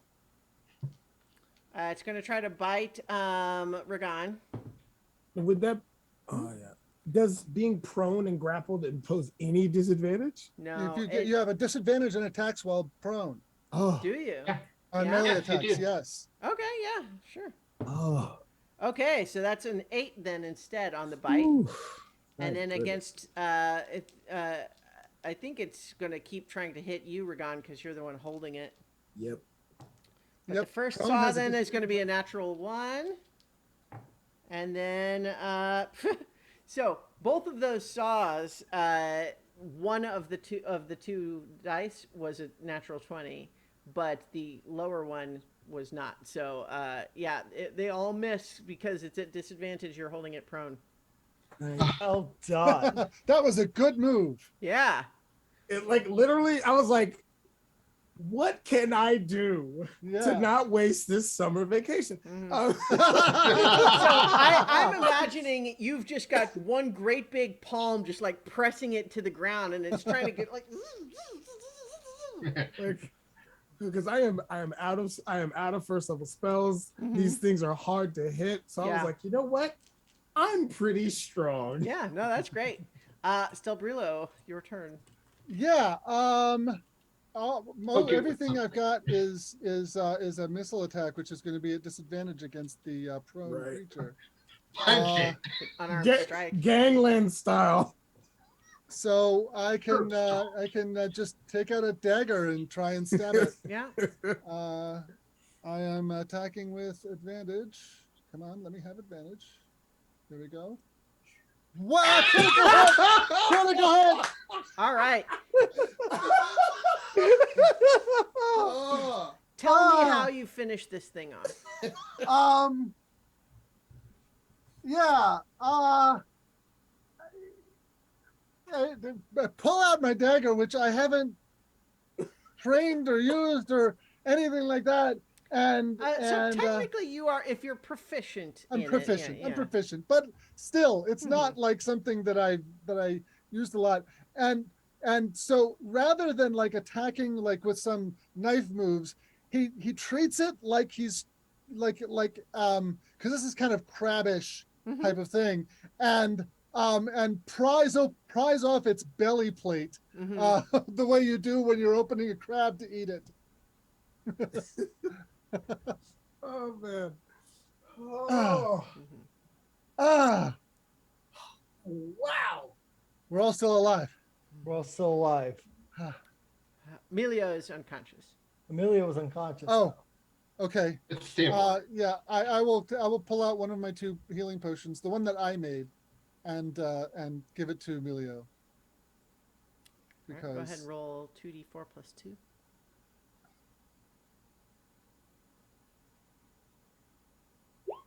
5 points. Wow. 5 points Guys. is better than nothing. Guys, we are We're Potion- wrecked. so terrible. We are Potion's kind of minty. Yeah. Oh my god. Ugh. I can't complain. So It's like your kick scope. Yeah. So as you're catching your breath and trying to, you check yourselves and make sure everything's okay. Oh, I guess I didn't transfer that as a handout. What I'll say then is that you hear, to your horror, over in the corner in one of those piles of junk, you hear some of the machinery shifting and clanking, and there's something still moving over there. What do you do? Oh, no Ethereum, more! back on the helm. What's that? Ethereum, back on the helm. Yeah, Ethereum's going to go back to the helm. All right. Sorry, guys. Stelbrilo pulls out those magic stones that he What? said at the beginning. Sorry, guys. Eldritch Blast. Okay. Whatever does, is it moving or just noise? Well, it's just noise right now. It's basically a pile of junk that something's moving underneath it. Then I'm definitely Eldritch Blasting. No, just wait to see what it is. Well, Okay. you know, hey, in character, you know, do it. Go ahead and make your attack roll. Yeah, Does it have cover because it's under the junk? Ooh, good question. I mean, Wait, just this- make the attack roll. 22. Okay. Yeah, okay. All right, roll damage. And I will push whatever it is. That's 8 points. Okay. Yeah, so you see a lot of the junk blasted away as you strike whatever's making noise underneath in there, and you see as the rest of the junk is blasted away that what was underneath is one remaining functional auto gnome that now has a great big dent in its chest, and it goes.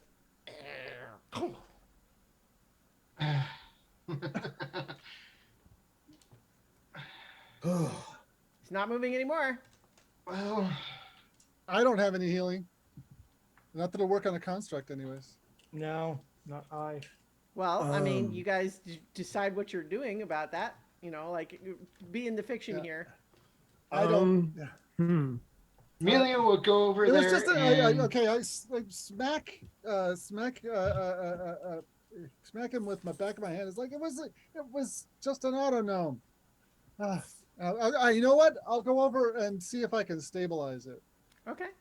Let me double check. Oh, I'm never checking mind. some of the like because autognomes have some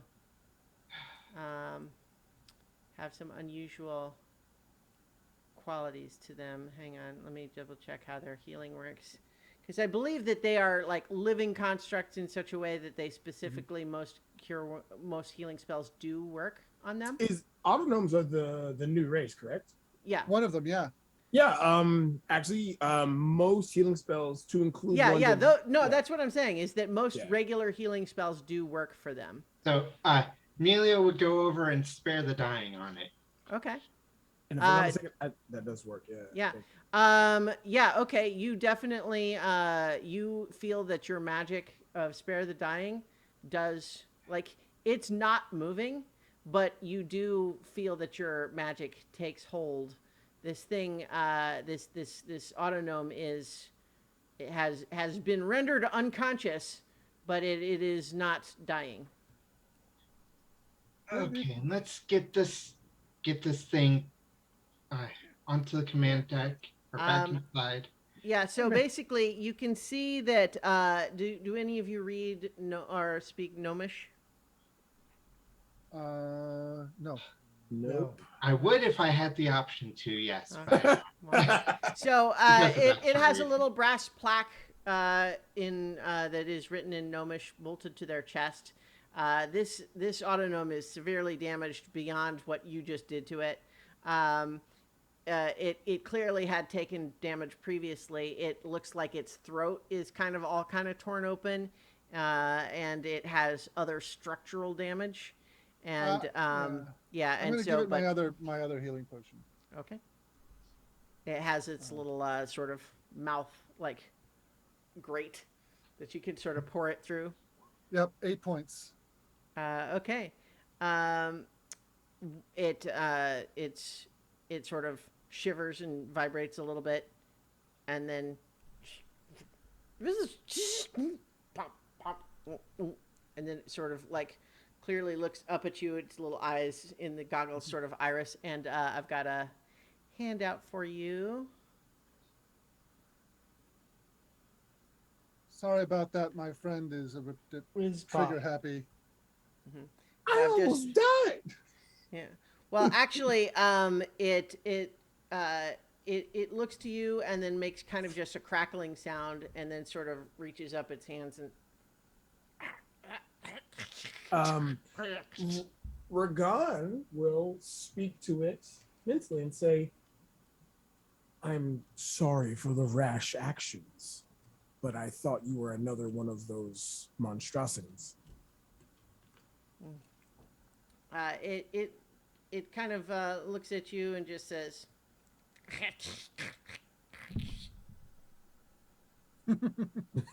holds up a thumbs up.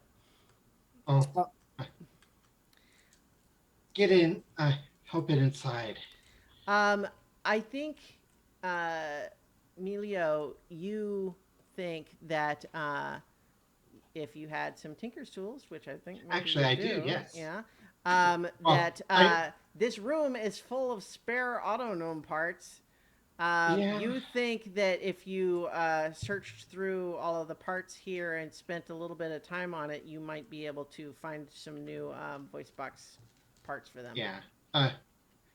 He's gonna look at Zeke. Sadly, he doesn't have what it takes to bring him back right now, but he will go. He will take out his tinker's tools and say, "I think we can get you fixed. I can get you fixed." Okay. And- Go ahead and make an Arcana check. Okay.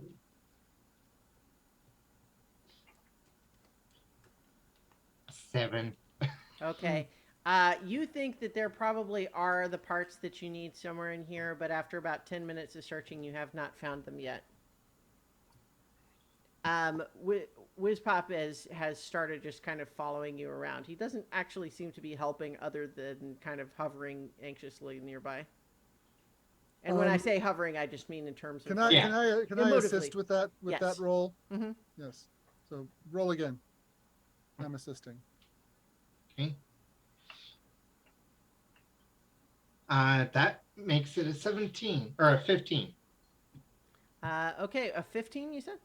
Yes. A 15 is enough. You find the parts that you need, and you need to spend an hour making repairs.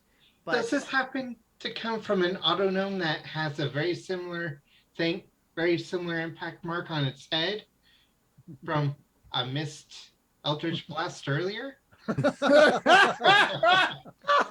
no, Good pull. I think that you do. Yeah. So the voice box you find comes from that head. None of the parts that were flung around seem to have originally come from this one, but Yeah, you do No, no, find, yeah. Yeah. yeah, That's what I was meaning. yeah. So I think, let's see. If you spend an hour healing or repairing, you can roll a d6 and give him that many more hit points, and then he'll be able to speak again. Okay, spend an hour. Give him 1 hit point. All right. Well, so he's got that plus the 5 that he got from the healing potion. Yeah. He's still looks like he's going to need more repairs than that, and we'll say that that's going to take some time. Yeah. According to this, he needs to be restored to full before he can talk again.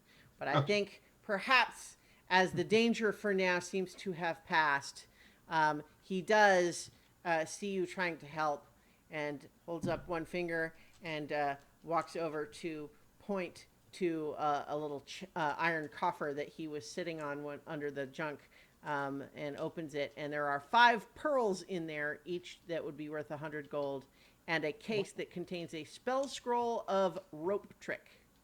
Ah, Fairly useful spell. okay. Mm-hmm.